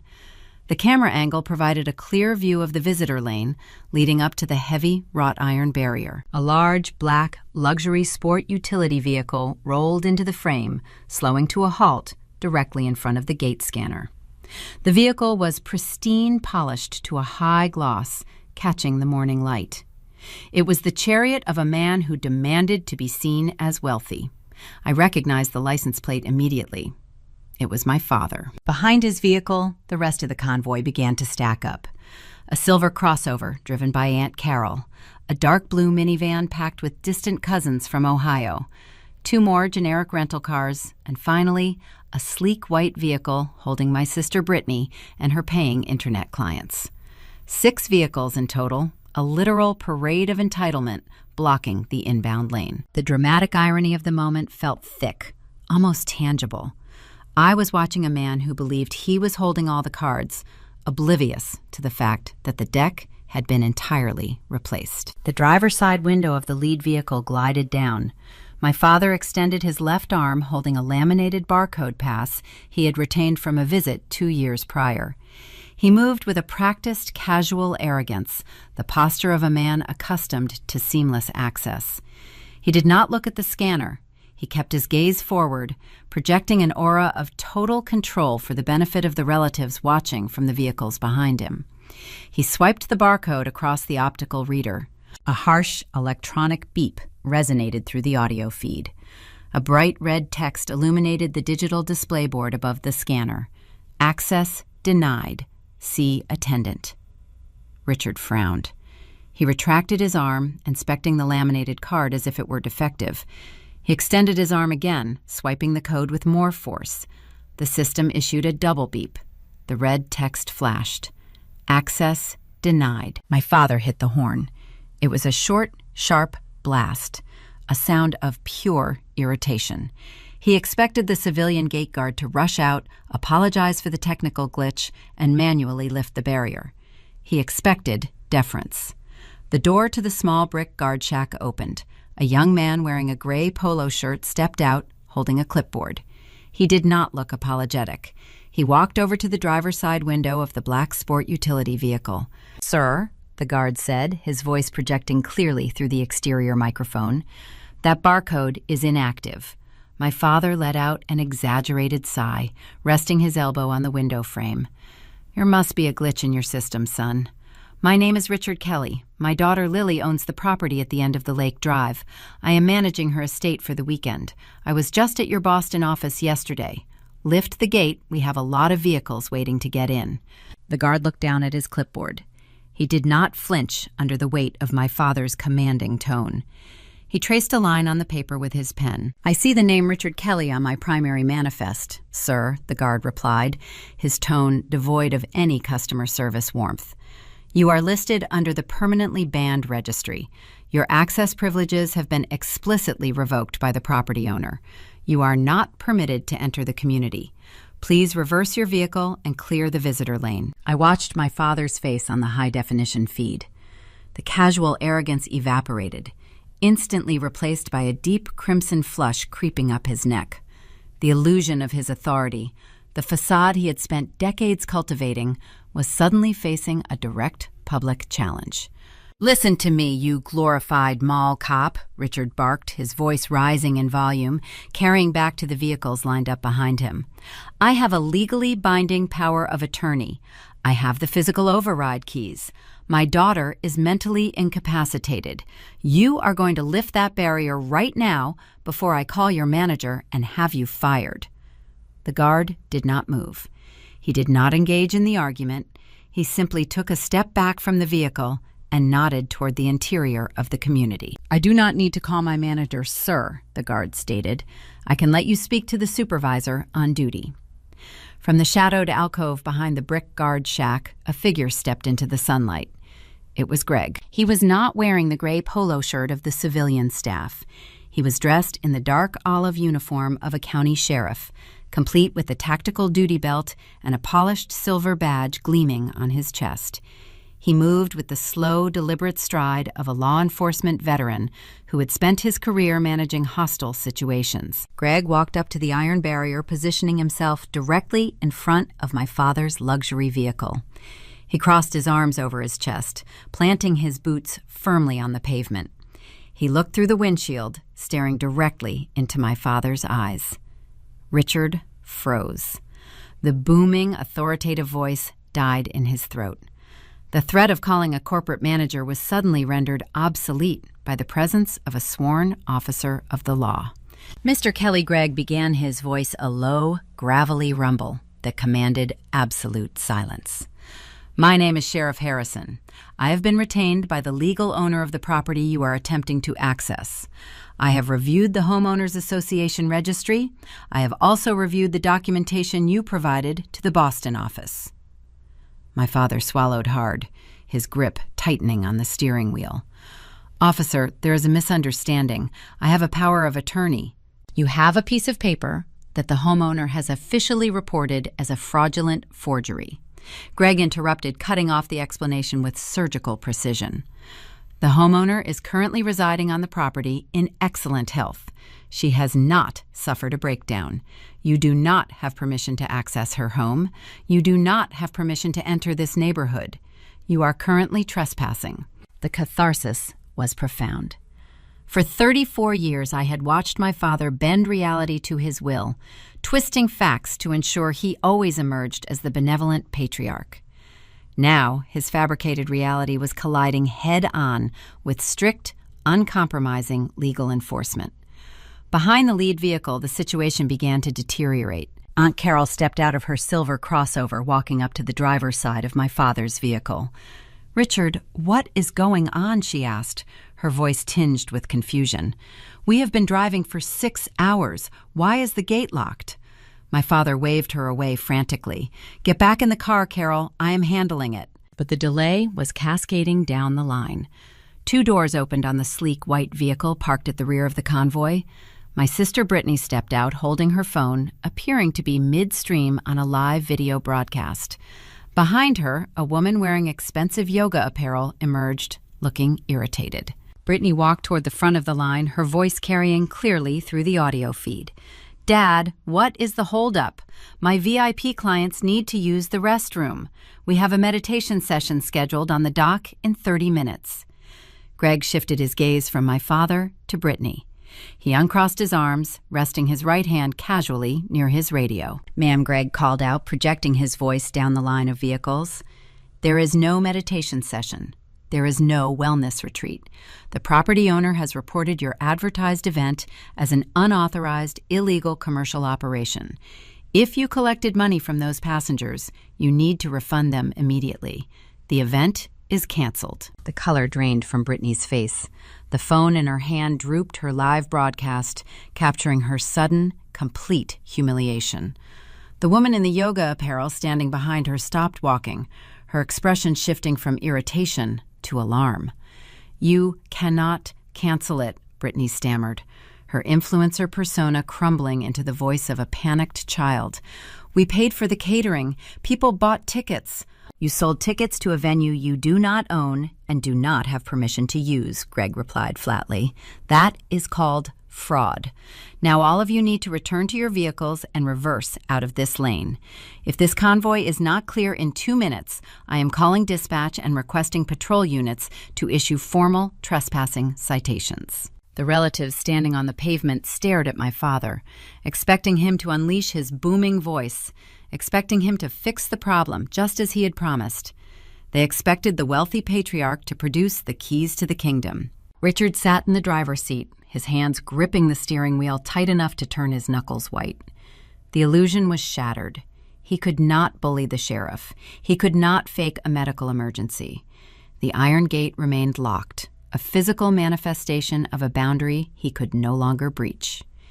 He reached toward the dashboard, his movements jerky and erratic.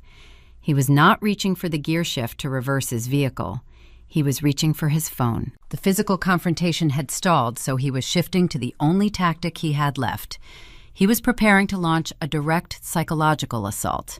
He assumed the daughter sitting inside the lake house was still susceptible to the weaponized guilt he had cultivated for over 3 decades. He assumed he could still break me.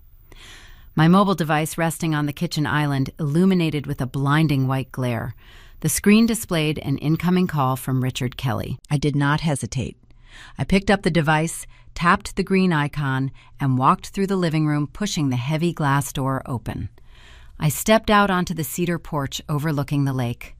The morning air was sharp, bracing against my skin. Jake followed close behind me, his presence a silent, solid anchor. I pressed the speakerphone icon, amplifying the audio to maximum volume, and set the device down on the wooden railing. "What did you do to the house?" My father's voice detonated from the small speaker. It was a visceral sound, a scream ripped from the throat of a man who had suddenly lost control of the universe he commanded. The audio feed from the security gate confirmed he was not holding the phone to his ear. He had connected the call to his vehicle's Bluetooth system, projecting the conversation through the open windows of his luxury sport utility vehicle, ensuring everyone standing on the pavement could hear. He intended to orchestrate a public shaming. He wanted the extended relatives to hear the ungrateful daughter, the hysterical woman who had locked her own family out of a reunion. He was attempting to weaponize public opinion, assuming I would shrink from the embarrassment. I did not shrink. "I protected it," I replied, my voice maintaining the flat, clinical cadence of a charge nurse reporting vitals. "Protected it from what?" Richard raged, his voice echoing over the Bluetooth speakers at the gate. "From your own family. There are 27 people out here, Lily. There are tired children in these cars. We have been driving for hours. You are humiliating me. You are humiliating your mother. Open this gate right now and call off this rent-a-cop." I leaned closer to the device resting on the railing. "You are humiliating yourself, Richard," I stated clearly. The use of his first name rather than the familial title caused a brief, stunned silence on the other end of the line. "After everything I gave up for you," he exploded, launching into the familiar, heavily rehearsed script. "I cashed out my retirement. I paid for your nursing school. I sacrificed my future so you could sit in that lake house, and you treat me like a criminal." "I am treating you like a trespasser," I countered, "because that is exactly what you are. And since you decided to broadcast this conversation to everyone standing at the gate, I think we should clarify exactly why you are locked out." I pulled a folded piece of paper from my pocket. It was a printed sheet containing the specific data points I had harvested during my digital investigation. I did not need to yell. Facts do not require volume to be devastating. "Let us start with the marina," I said, reading the text with deliberate precision. "Yesterday afternoon, you paid a $2,000 deposit for a 15-passenger pontoon boat. You submitted a liability waiver to the marina manager to secure the rental. That waiver contained my homeowner's insurance policy number and a forged signature." The audio feed from the gate picked up a collective gasp from the relatives standing near the vehicles. My father had likely boasted about renting a boat for the weekend. They were just realizing the luxury excursion was secured through a felony. "That is ridiculous," Richard stammered, his booming voice fracturing slightly. "You said you would sign it." "I was working a 14-hour shift in the neonatal intensive care unit," I corrected him. "I did not sign it. You forged my name on a legal document, exposing me to catastrophic financial liability. The marina manager has invalidated the waiver and kept your $2,000 deposit for breach of contract. You are not getting the boat, and you are not getting your money back." "Lily, you do not understand," Richard pleaded, pivoting rapidly from aggression to desperation. "The boat was for the family. We wanted to have a nice weekend." I flipped the paper over, checking my next data point. "You did not want a nice weekend. You wanted a payday." I heard Aunt Carol speak up in the background, her voice sharp and inquiring. "What does she mean, a payday, Richard?" I continued reading the facts, ignoring the interruption. "I reviewed the cloud storage folder yesterday, the one labeled Berkshire Reunion Logistics. You charged Uncle Todd $300. You charged Aunt Carol $600. You generated an Excel spreadsheet tracking nearly $8,000 in cash transfers from our extended relatives for a luxury weekend at a venue you do not own and do not have permission to use." The silence at the gate was deafening. The ambient noise of idling engines and shifting gravel ceased entirely. Richard tried to speak, but the words choked in his throat. He was trapped. He had brought the audience to witness my submission, and instead They were listening to the meticulous dissection of his grift. And then there is Brittany, I added, shifting the focus to the sleek white vehicle at the rear of the convoy. Brittany, you sold 5 tickets to an internet wellness retreat for $800 a person. You planned to host strangers on my property, claiming you had secured private access. If any of your clients were injured, my insurance would be voided due to unauthorized commercial activity. Through the Bluetooth audio, I heard the distinct sound of a car door opening. It was the woman in the expensive yoga apparel stepping out of Brittany's vehicle. "Wait a minute," the woman said, her voice carrying clearly through the open window of my father's car. "You mean this is not a legitimate retreat? You do not even have permission to be here." "It is a misunderstanding," Brittany cried, her influencer persona entirely shattered. "My sister is just having a breakdown." "I am not having a breakdown, Brittany," I stated, my voice cutting through the panic. "I am reading the receipts. You geolocated my property on social media, advertising an illegal commercial event. I have drafted a formal cease and desist order citing tortious interference. If you or your clients attempt to bypass that gate, I will initiate civil litigation against you personally." The yoga client turned to Brittany, her expression shifting from confusion to cold fury. "I want my $800 back right now, or I am calling my bank and reporting this as wire fraud." The syndicate was collapsing in real time. The relatives who had trusted my father, the clients who had trusted my sister, they were all realizing they were pawns in a coordinated scam. The facade of the wealthy, benevolent patriarch was stripped away, revealing a desperate man attempting to squeeze cash out of his own flesh and blood. "Lily, please." My mother's voice suddenly emerged from the speaker, fragile and weeping. The crying act she had rehearsed in my basement was deployed as a last resort. "Please, honey, do not do this to us in front of everyone. We are your parents. We love you." The old Lily would have crumbled at the sound of those tears. The old Lily would have apologized, unlocked the gate, and absorbed the financial damage just to stop the public humiliation. But I had heard the basement recording. I knew the tears were a tactical maneuver. "You do not love me, Diane." I said the words falling heavy and final into the morning air.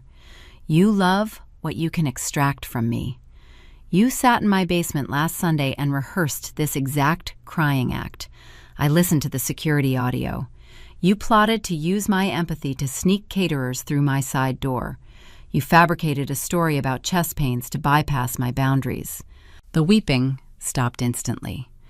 The silence that followed was the sound of a predator realizing the trap they set had sprung on them instead. I leaned over the cedar railing, looking out at the calm surface of the lake. The air felt lighter, easier to breathe. The psychological anchor was gone. "You do not own my home," I said, issuing the final verdict. "You do not own my future. You are trespassing. Go away." I reached down and tapped the red icon, ending the call. I did not wait for a response. I did not care what insults my father hurled into the empty air. The connection was severed. I stood on the porch with Jake, listening to the distant, muffled sounds of chaos erupting at the main gate. The relatives were demanding answers. The internet clients were demanding refunds. The carefully constructed illusion had fractured into 1,000 sharp, irreparable pieces. But the confrontation was not entirely finished. My father was a man who operated on pride and ego. Stripped of his authority, exposed as a fraud in front of his entire extended family, he was backed into a corner. He could not retreat without admitting total defeat. He needed to regain control of the narrative. He needed to prove that he was still the victim and I was the aggressor. If he could not bully the off-duty sheriff and he could not manipulate me with tears, he would resort to the ultimate escalation. He would leverage the power of the state to force his way inside. He was going to dial emergency services. He was going to fabricate a crisis so severe the police would have no choice but to breach the gate and remove me from the property. He believed the authorities would side with a respectable older gentleman over a rebellious daughter. He believed his forged paperwork would shield him from scrutiny. He was about to discover the existence of the digital paper trail I had established hours before he even arrived. The audio feed from the security gate was a cacophony of overlapping voices. Through the laptop speakers filling my quiet kitchen, I could hear the syndicate tearing itself apart. Aunt Carol was demanding her $600 back. Uncle Todd, still furious about the motorhome impound fee, was yelling about the additional $1,500 liability he now faced. The woman in the yoga apparel was threatening to call her bank to initiate a fraud investigation against Brittany.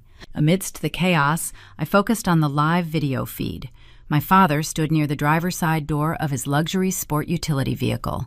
His posture was rigid, his face contorted in a mix of fury and stark desperation. He was completely surrounded by the angry relatives he had attempted to exploit. He was cornered. For 34 years, Richard Kelly had operated under the assumption that his authority was absolute.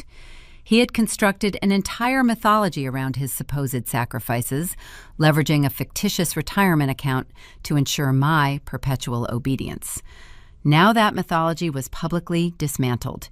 He was exposed as a grifter, standing before a locked gate he could not breach. A rational man would have retreated. A rational man would have apologized, refunded the money, and driven away to salvage whatever dignity remained. My father was not a rational man. He was an egotist, facing catastrophic humiliation. He raised his right hand, gesturing for silence. The booming, authoritative voice returned, cutting through the arguments. "Everyone, calm down," he shouted. "This is exactly what I was trying to prevent. Lily is not in her right mind. The pressure at the hospital has finally broken her. She is having a psychotic episode." He pulled his mobile device from his jacket pocket. He did not retreat to the privacy of his vehicle. He stood right there on the pavement, ensuring everyone could witness his next maneuver. He wanted the relatives to see him taking decisive action to rescue the situation. He dialed 3 digits. I leaned closer to the laptop screen, tracking his movements. Jake stood beside me, his jaw tight. "He is calling emergency services." Jake stated his voice low. "I know," I replied, my pulse maintaining a steady clinical rhythm. Through the audio feed, I heard the faint, tinny voice of the dispatcher answering the call. My father pitched his voice into a register of frantic, breathless panic. It was a masterclass in theatrical manipulation. "Yes, hello. I need immediate police assistance at the Lakeside Community entrance," he said, pacing rapidly back and forth in front of the iron barrier. "My name is Richard Kelly. My daughter Lily is inside the property at the end of the main drive. She is having a severe psychotic break. She has locked herself in the house and she is threatening to destroy the premises." The relatives standing nearby exchanged horrified glances. They were watching a man weaponize the state against his own child in real time. They had just heard me calmly dissect his financial scam over the speakerphone. They knew I was not experiencing a breakdown. They were witnessing the sheer depth of his deception. "She has access to dangerous medications from the hospital." Richard continued escalating the fabricated narrative to secure a rapid, tactical response. "She is completely irrational. This property has been in our family for generations. It is a family heirloom, and she is holding it hostage. She changed the locks and initiated a lockdown protocol." The dispatcher asked a question likely inquiring about weapons or immediate physical threats. "I do not know what she has inside," he lied, his voice trembling with manufactured fear. "But there is a rogue private security contractor at the gate, refusing to let the family in to check on her. He is obstructing access to a medical emergency. You need to send units right now before she does something irreversible. We need to breach that gate and secure the property." He ended the call, sliding the phone back into his pocket. He turned to face the stunned group of relatives. "The police are on their way," he announced, smoothing the lapels of his suit jacket. "They will handle the security guard. We are going to get inside and sort this out. Lily needs professional help, and I am going to make sure she gets it." He believed he had regained control of the narrative. He assumed the arriving officers would see a wealthy, articulate older gentleman standing beside a luxury vehicle, surrounded by concerned family members. He assumed they would view Greg as an unauthorized obstacle.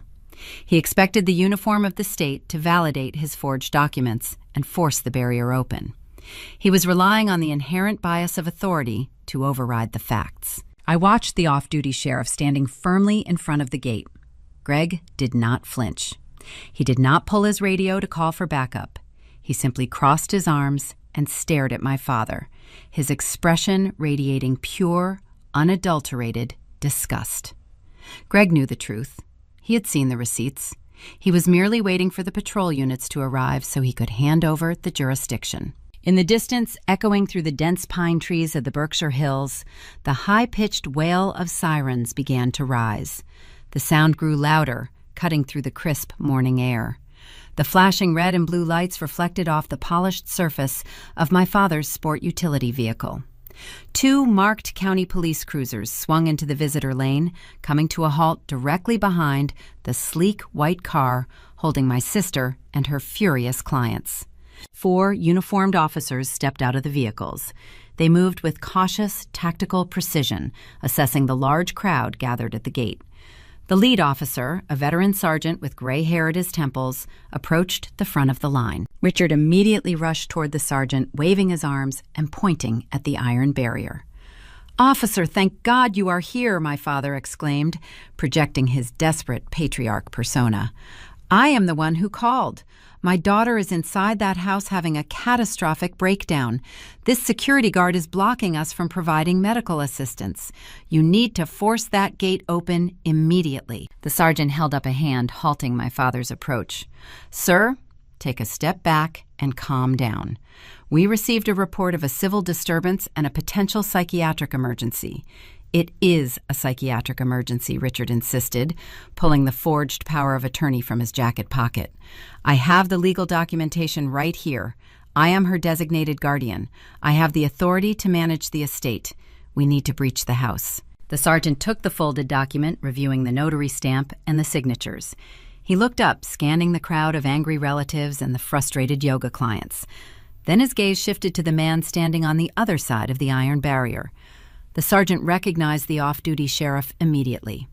"Harrison, what is the situation here?" the sergeant asked, his tone shifting from tactical assessment to professional inquiry.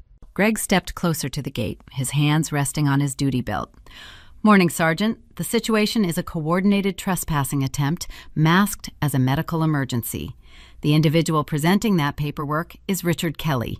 He is attempting to gain unauthorized access to a private residential property owned by his daughter." "He is lying," Richard shouted, pointing a trembling finger at Greg. "My daughter is unstable. She is locked inside, threatening to destroy a family heirloom." Greg ignored the outburst, keeping his focus entirely on the responding officer.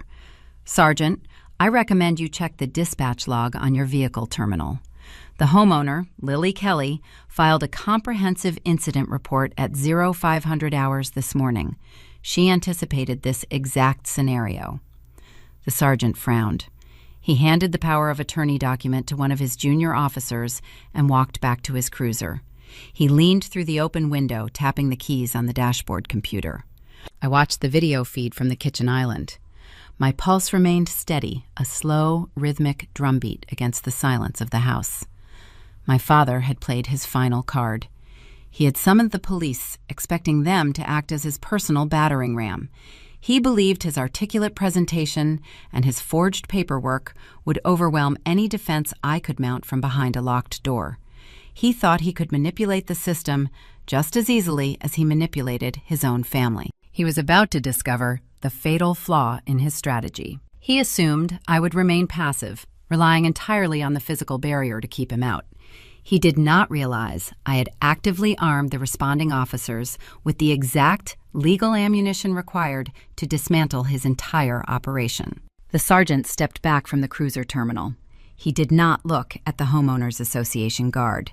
He did not look at Greg. He walked deliberately toward my father, his expression shifting from neutral assessment to cold, uncompromising authority. The psychological warfare was over. The legal reckoning had arrived. The sergeant pulled a pair of steel handcuffs from his tactical belt, the metallic clink echoing sharply through the audio feed. The confrontation was about to escalate from a family dispute at a locked gate into a formal criminal investigation. And the catalyst for the arrest was not the trespassing attempt. It was the forged document my father had just handed directly to a sworn officer of the law. The sergeant stepped back from the cruiser terminal.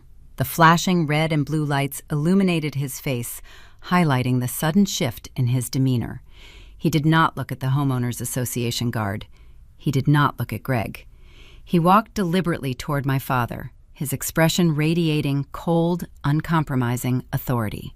Richard stood near the front bumper of his luxury sport utility vehicle, entirely unaware that the narrative he had carefully constructed was collapsing around him. He assumed the sergeant was returning to execute the breach protocol. He assumed he had won. "Officer, you need to hurry," Richard demanded, his voice carrying that familiar commanding edge. "We are wasting time. My daughter is a danger to herself. You have the documentation. Break the lock on that gate." The sergeant stopped 3 feet away from my father. He did not issue a command to the junior officers. He did not radio for breaching equipment. "Sir," the sergeant began, his voice dropping to a low, authoritative register.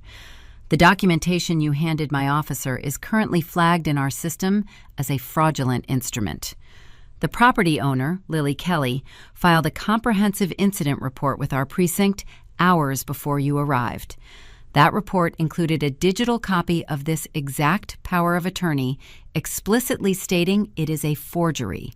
The color drained from my father's face, leaving a stark, ashen pallor in its wake. The booming voice, the aggressive posture, the facade of the wealthy patriarch, it all evaporated instantly. "That is impossible," Richard stammered, taking a half-step backward. "She is having a psychotic episode. She does not know what she is doing. You cannot believe her over a legal document."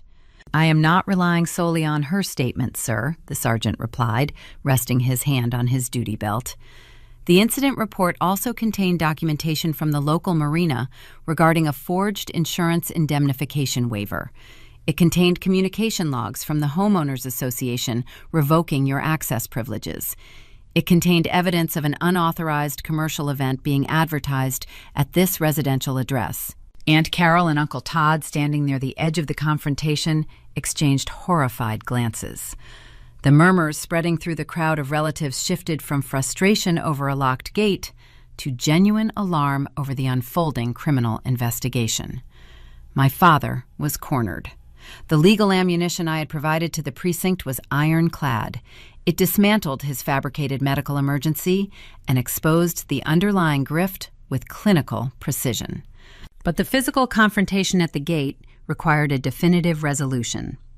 The digital paper trail was sufficient to halt the breach, but I needed to establish an undeniable physical presence to ensure the officers fully understood the reality of the situation. I needed to stand before them and demonstrate that the woman my father claimed was mentally incapacitated was, in fact, the calmest, most rational person at the scene. I closed my laptop and looked at Jake.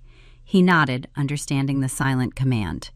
I grabbed the thick manila folder resting on the kitchen island. It contained the physical hard copies of every document, every screenshot, and every receipt I had gathered during my investigation. It was the tangible culmination of my 34 years of endurance, forged into a weapon of absolute legal defense. We walked out to the garage and climbed into my sedan. I started the engine, the quiet hum of the motor a stark contrast to the chaos unfolding down at the entrance. I drove slowly down the winding gravel lane, the tires crunching softly against the stones.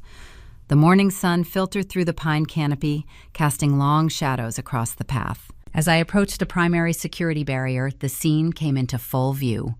The flashing lights of the police cruisers, the angry crowd of relatives, the sleek white car holding my sister's furious clients. And standing in the center of the pavement, looking smaller and more fragile than I had ever seen him, was my father. I pulled the sedan to a halt, securely behind the heavy iron gate. I turned off the engine and stepped out of the vehicle. Jake exited from the passenger side, standing a few feet behind me. A sudden hush fell over the crowd. The relatives who had spent the last 2 hours listening to my father rave about my supposed breakdown stared at me in stunned silence. I was not hysterical. I was not disheveled. I was wearing a clean fleece sweater, my hair pulled back neatly, my posture radiating calm, clinical authority. I looked exactly like a charge nurse preparing to deliver a critical assessment to an attending physician. The sergeant turned his attention away from my father and walked up to the iron barrier. "You are Lily Kelly?" he asked, verifying my identity. "Yes, officer," I replied, my voice clear and steady, carrying easily across the pavement. "I am the sole legal owner of this property. I filed the incident report with your precinct this morning." Richard lunged forward, pressing himself against the iron bars of the gate. "Lily, what are you doing?" he screamed, his voice cracking under the strain of absolute desperation. "You are humiliating this family. Tell them to open the gate. Tell them you made a mistake." I did not look at him. I did not acknowledge his outburst. I focused my attention entirely on the sergeant. "Officer," I said, passing the pristine manila folder through the gaps in the iron barrier. "These are the physical hard copies of the evidence I submitted digitally. It includes the router logs, proving unauthorized access to my network, the Homeowners Association ban list, the forged marina waiver, and the fraudulent power of attorney." The sergeant took the folder, opening it to review the neatly organized documents. "I also have an audio file I would like to submit into evidence." I continued, pulling my phone from my pocket. "It is a recording from the interior security camera located in my utility room, captured last Sunday during an unauthorized visit. It features my parents discussing their intent to fabricate a medical emergency regarding my father's heart in order to bypass my boundaries and facilitate an illegal commercial event on my property." I tapped the screen, playing the audio file at maximum volume. The sound of my mother, Diane, laughing echoed across the pavement. "Did she buy the crying act?" her recorded voice asked, sharp and calculating. "The one about your heart. I will tell her you are having chest pains from the stress. She always caves when I cry about your health. It triggers her little nurse instincts." The recording laid bare the sheer depth of their manipulation. It was not just a scam. It was a meticulously planned psychological assault. The silence that followed the audio playback was devastating. Diane, who had been standing near the rear of the luxury sport utility vehicle, attempting to maintain a low profile, suddenly burst into tears. But these were not the tactical, strategic tears she had deployed on the phone. This was the raw, uncontrollable weeping of a woman who had just been publicly unmasked before her entire extended family. The sergeant closed the manila folder. He looked at the paperwork, then shifted his gaze to my father. The expression on the officer's face was devoid of any remaining patience. He had responded to a high-priority medical emergency only to discover he was being used as a pawn in a family grift. "Sir," the sergeant said, his voice cutting through Diane's sobbing, "you handed my officer a legal document granting you authority over an estate. That document contains a signature that the homeowner has explicitly identified as a forgery. You utilized this document in an attempt to gain unauthorized access to private property, and you provided false information to an emergency dispatcher regarding a psychiatric crisis." Richard stumbled backward, his hands rising defensively in front of his chest. "Officer, there is a misunderstanding. It is a family dispute. It is civil matter. We can handle it internally." It ceased being a civil matter the moment you presented forged legal documentation to a sworn officer. The sergeant corrected him, taking a deliberate step forward.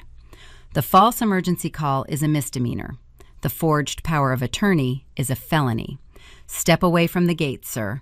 Place your hands on the hood of your vehicle." The command shattered the final remnants of the Kelly family syndicate. The relatives standing on the pavement erupted into chaos. Uncle Todd began shouting at Richard, demanding reimbursement for his motorhome. Aunt Carol yelled about her $600. The yoga clients swarmed Brittany, demanding immediate electronic transfers to refund their $800 tickets. The illusion of the wealthy, benevolent patriarch was completely annihilated, replaced by the reality of a desperate man facing imminent arrest. But the destruction of my father's reputation and the collapse of the reunion were merely the surface-level consequences. The true motivation behind his actions, the reason he was willing to risk felony forgery to secure a few $1,000s from his relatives, remained hidden. I watched the sergeant pull a pair of steel handcuffs from his tactical belt. The metallic clink resonated over the shouting crowd. The situation had escalated to its absolute peak. The immediate physical threat was neutralized. The gate remained locked. The perimeter was secure.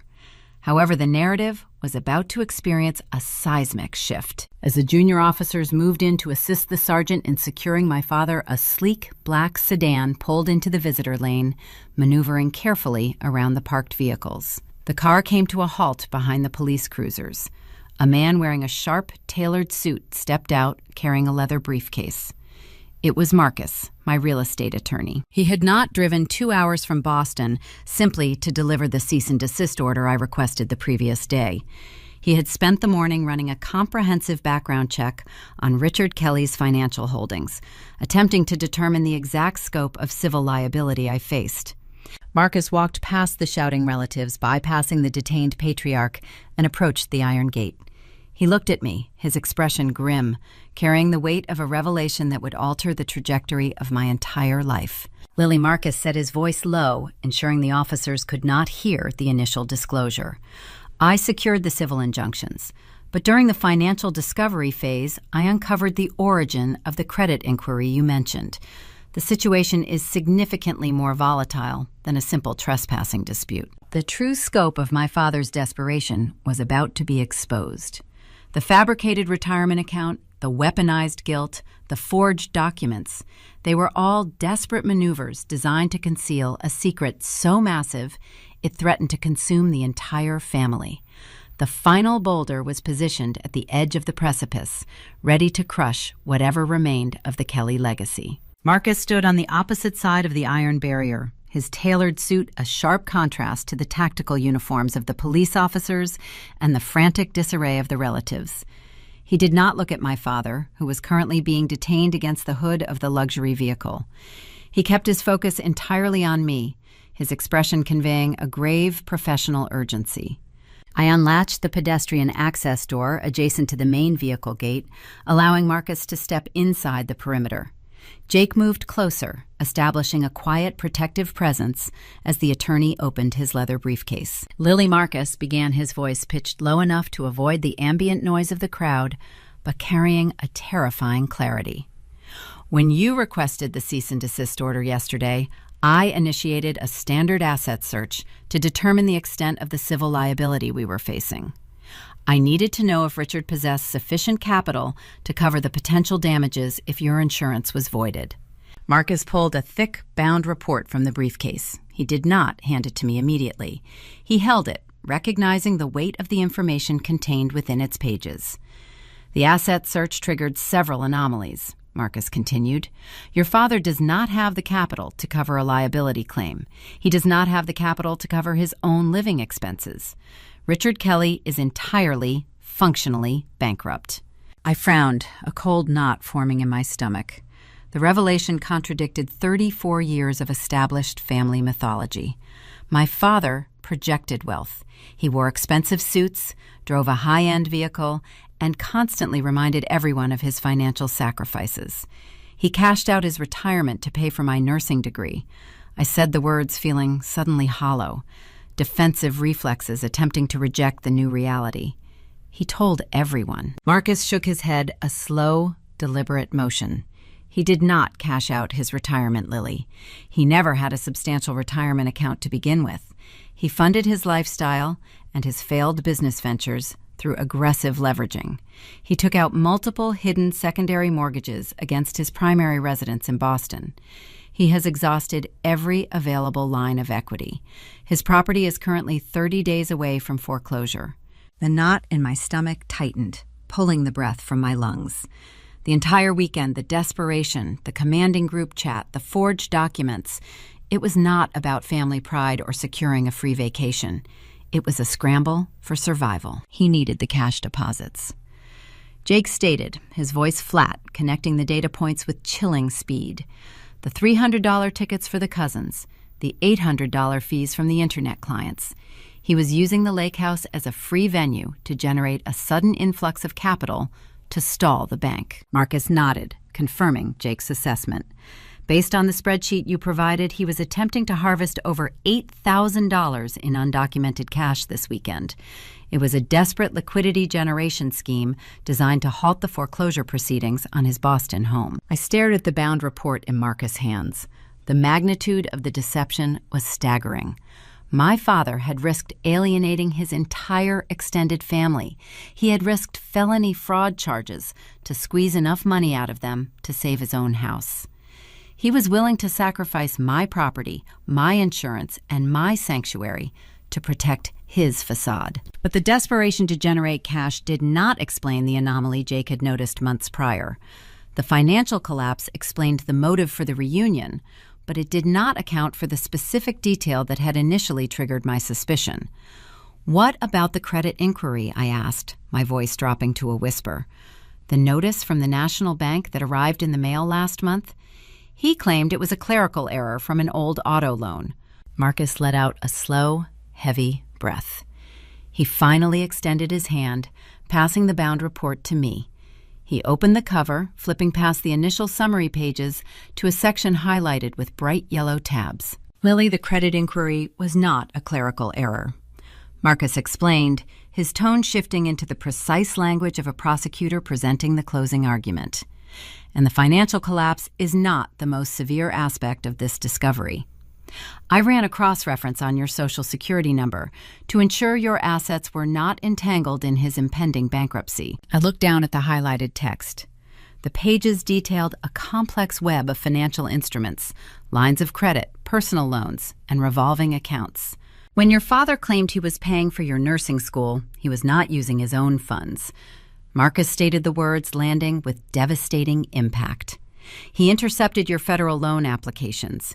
He utilized your personal identification data, your Social Security number, and your signature to open secondary lines of credit in your name.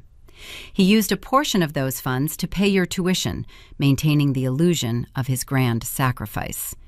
He diverted the remainder to prop up his failing business." The air in the Berkshires suddenly felt freezing. The pine trees, the gravel driveway, the distant police sirens, everything faded into a muted blur. "He stole my identity," I whispered, the reality of the words burning my throat. "Yes," Marcus confirmed. "The recent inquiry was his attempt to open a new revolving credit account using your maiden name, hoping you would not notice the notification. He is drowning in debt, Lily. He has been drowning for a decade. He used your identity to create a financial life raft. The man standing on the other side of that gate is not just a trespasser. He is a serial fraudster who systematically exploited his own daughter for 14 years. The heavy psychological anchor, the suffocating guilt I had carried for my entire adult life, disintegrated entirely. My father had never sacrificed his future for mine. He had stolen my future to finance his own. The narrative he used to command my obedience, to force my compliance, to extract my resources, it was all built on a foundation of profound criminal theft.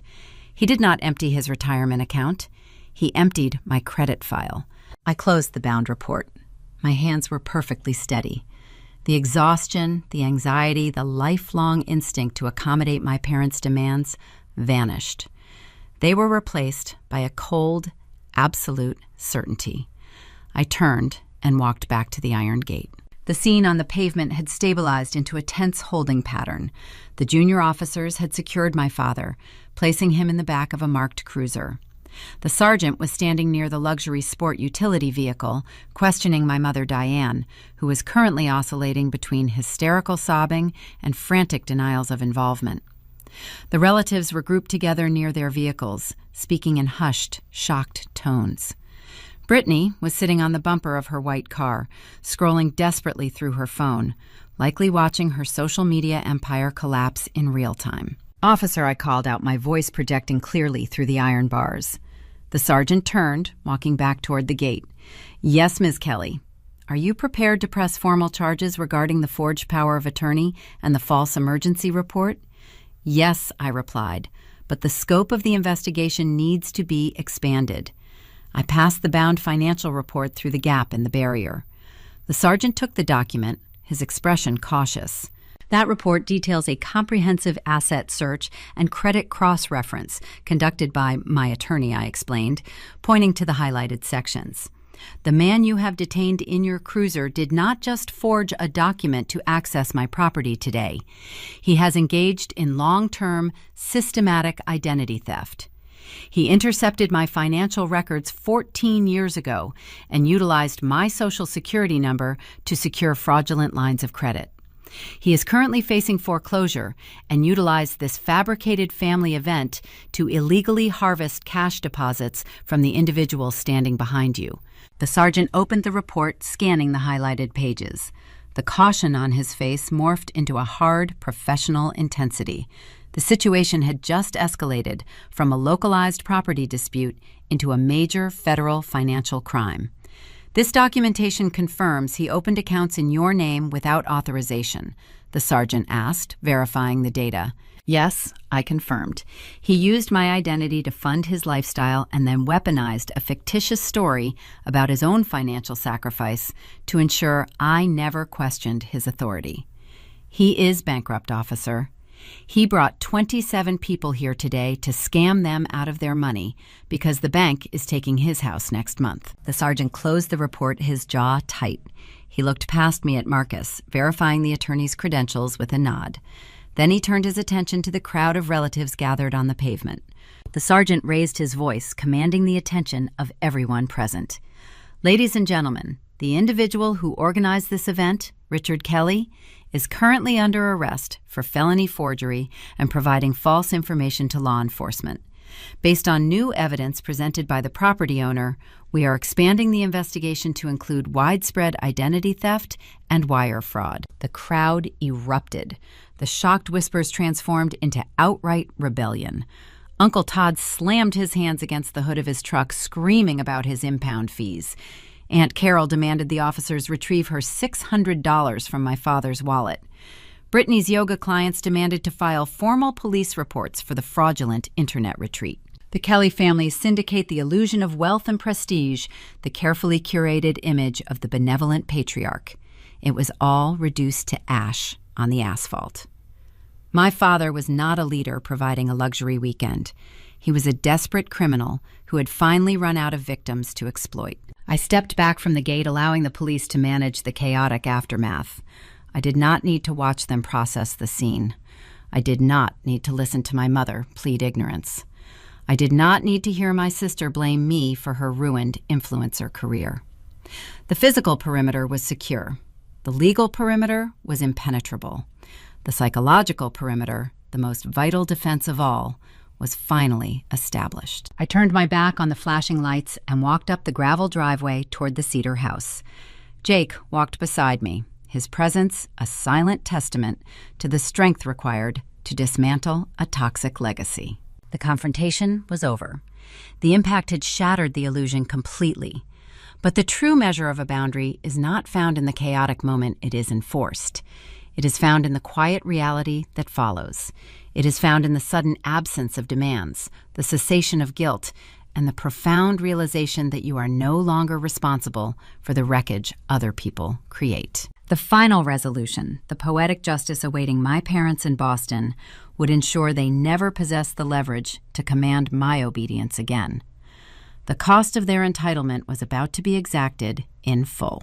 The police officers methodically separated the crowd, taking formal statements from the frustrated relatives and the furious internet clients. The meticulous nature of the investigation transformed the visitor lane into an impromptu interrogation room. Officers cross-referenced the forged documents with the digital evidence I had provided, ensuring every detail of the fraud was officially recorded on their incident tablets. Brittany sat on the fiberglass bumper of her white car, staring at her glowing phone screen. The consequences of her digital deception arrived with ruthless efficiency. The woman in the expensive yoga apparel stood beside a patrol cruiser, formally detailing the $800 wire transfer she had initiated for the fictitious retreat. As the officer documented the transaction, Brittany's email inbox began to flood with automated legal notices. Her primary sponsor, an organic supplement company, sent an immediate termination letter severing their contract, citing a strict morality clause violation. A boutique athletic wear brand followed suit minutes later, demanding the return of all promotional merchandise. The influencer empire she had built on a foundation of borrowed wealth and curated lies evaporated into the crisp morning air. She was left with 0 followers, willing to defend her 0 corporate partnerships, and the looming threat of a civil class action lawsuit organized by her former clients. The most profound reckoning, however, belonged to my father. The junior officers secured Richard in the back of the patrol cruiser, cracking the window to allow ventilation, while they conferred with the sergeant. Uncle Todd walked up to the side of the police vehicle, his face hardened into a mask of pure, rigid fury. The dynamic between the two brothers had always been defined by my father's projected superiority. He was the wealthy patriarch who dispensed advice and expected deference. That hierarchy was now permanently inverted. Richard leaned toward the wire mesh divider separating the front and rear compartments of the cruiser. "Todd, listen to me," my father pleaded, his voice stripped of its booming resonance, reduced to a hollow, pathetic rasp.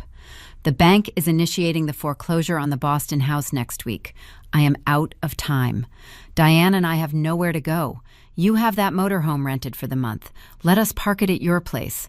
Let us stay in the recreational vehicle, just until I can secure a new line of credit." Uncle Todd stared at the man who had commanded the family for decades.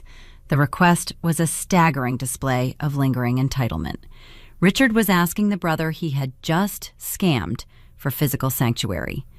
Todd realized in that precise moment that the wealthy older brother he had envied and respected was nothing more than a desperate con artist. Todd placed his hands in his pockets. "You charged me $300 to visit a house you do not own," Todd stated, his voice carrying a cold, metallic edge. "You parked my rental vehicle over a sensitive septic field and stuck me with a $1,500 impound fee. You lied to the entire family. You stole your own daughter's identity to fund a failed business. You do not have a line of credit, Richard. You are going to prison." Todd turned his back on the patrol cruiser. He did not look at Diane, who stood weeping near the security gate. He walked down the visitor lane, climbed into the passenger seat of Aunt Carol's crossover, and instructed her to drive away. The rest of the relatives followed his lead, abandoning the patriarch they once revered. The swiftness of the justice was breathtaking. The family dispersed, driving back to Ohio and various parts of the state, leaving my parents entirely isolated. The legal machinery initiated by my attorney Marcus moved forward without hesitation. The local authorities processed the felony forgery and identity theft charges, while federal banking regulators began unwinding the fraudulent accounts my father had opened in my name. 30 days later, the bank finalized the foreclosure on the Boston residence. The property Richard had leveraged to the hilt, the house he tried to save by exploiting my sanctuary, was officially repossessed. The county sheriff arrived at his front door enforcing the eviction notice. Neighbors watched as moving boxes were loaded onto a rented truck. My parents lost their home because they tried to steal mine. The poetic symmetry of their downfall was a testament to the inescapable reality of consequence. You cannot build a shelter using stolen timber without the roof eventually collapsing on your own head. A month passed since the confrontation at the Iron Gate. The transition into November brought a sharp, biting chill to the Berkshires. The leaves on the old-growth pine trees shifted from vibrant greens to deep, muted earth tones. I sat on the cedar porch of the lake house, my legs tucked under a thick, woven wool blanket. Jake sat beside me, turning the pages of a hardcover book, the quiet rustle of the paper blending with the ambient sounds of the forest.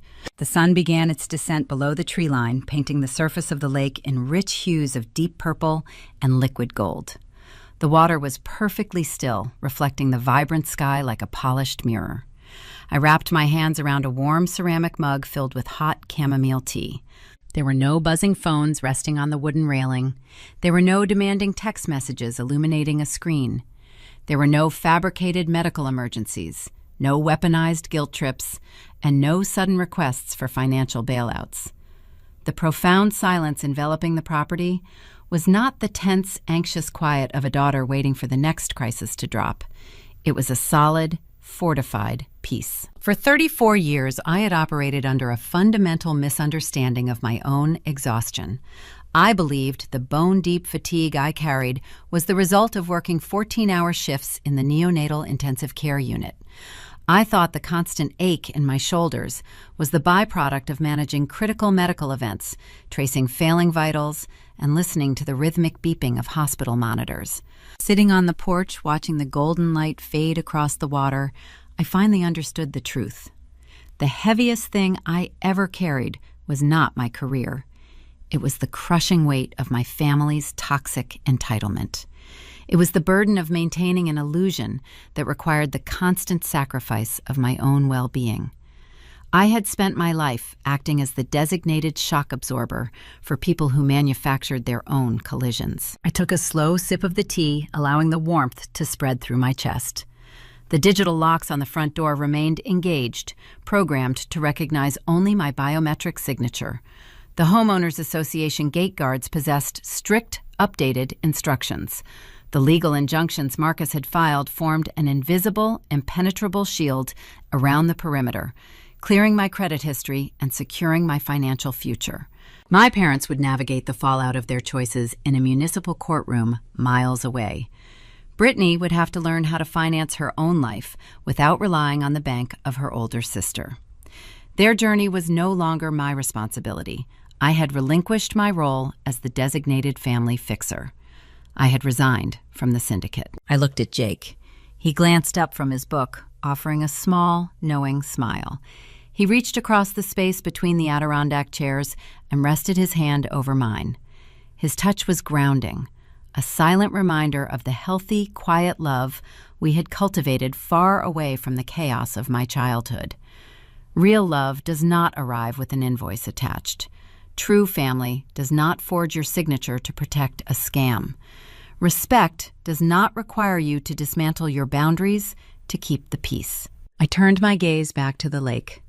The silence of the house was a beautiful, resonant thing. It was the sound of safety. It was the sound of a sanctuary that belonged entirely to me. It was the sound of a door that only opens when I decide to turn the key. Have you ever discovered a family secret that changed everything? Drop the word forged in the comments. You are not alone. See you in the next story.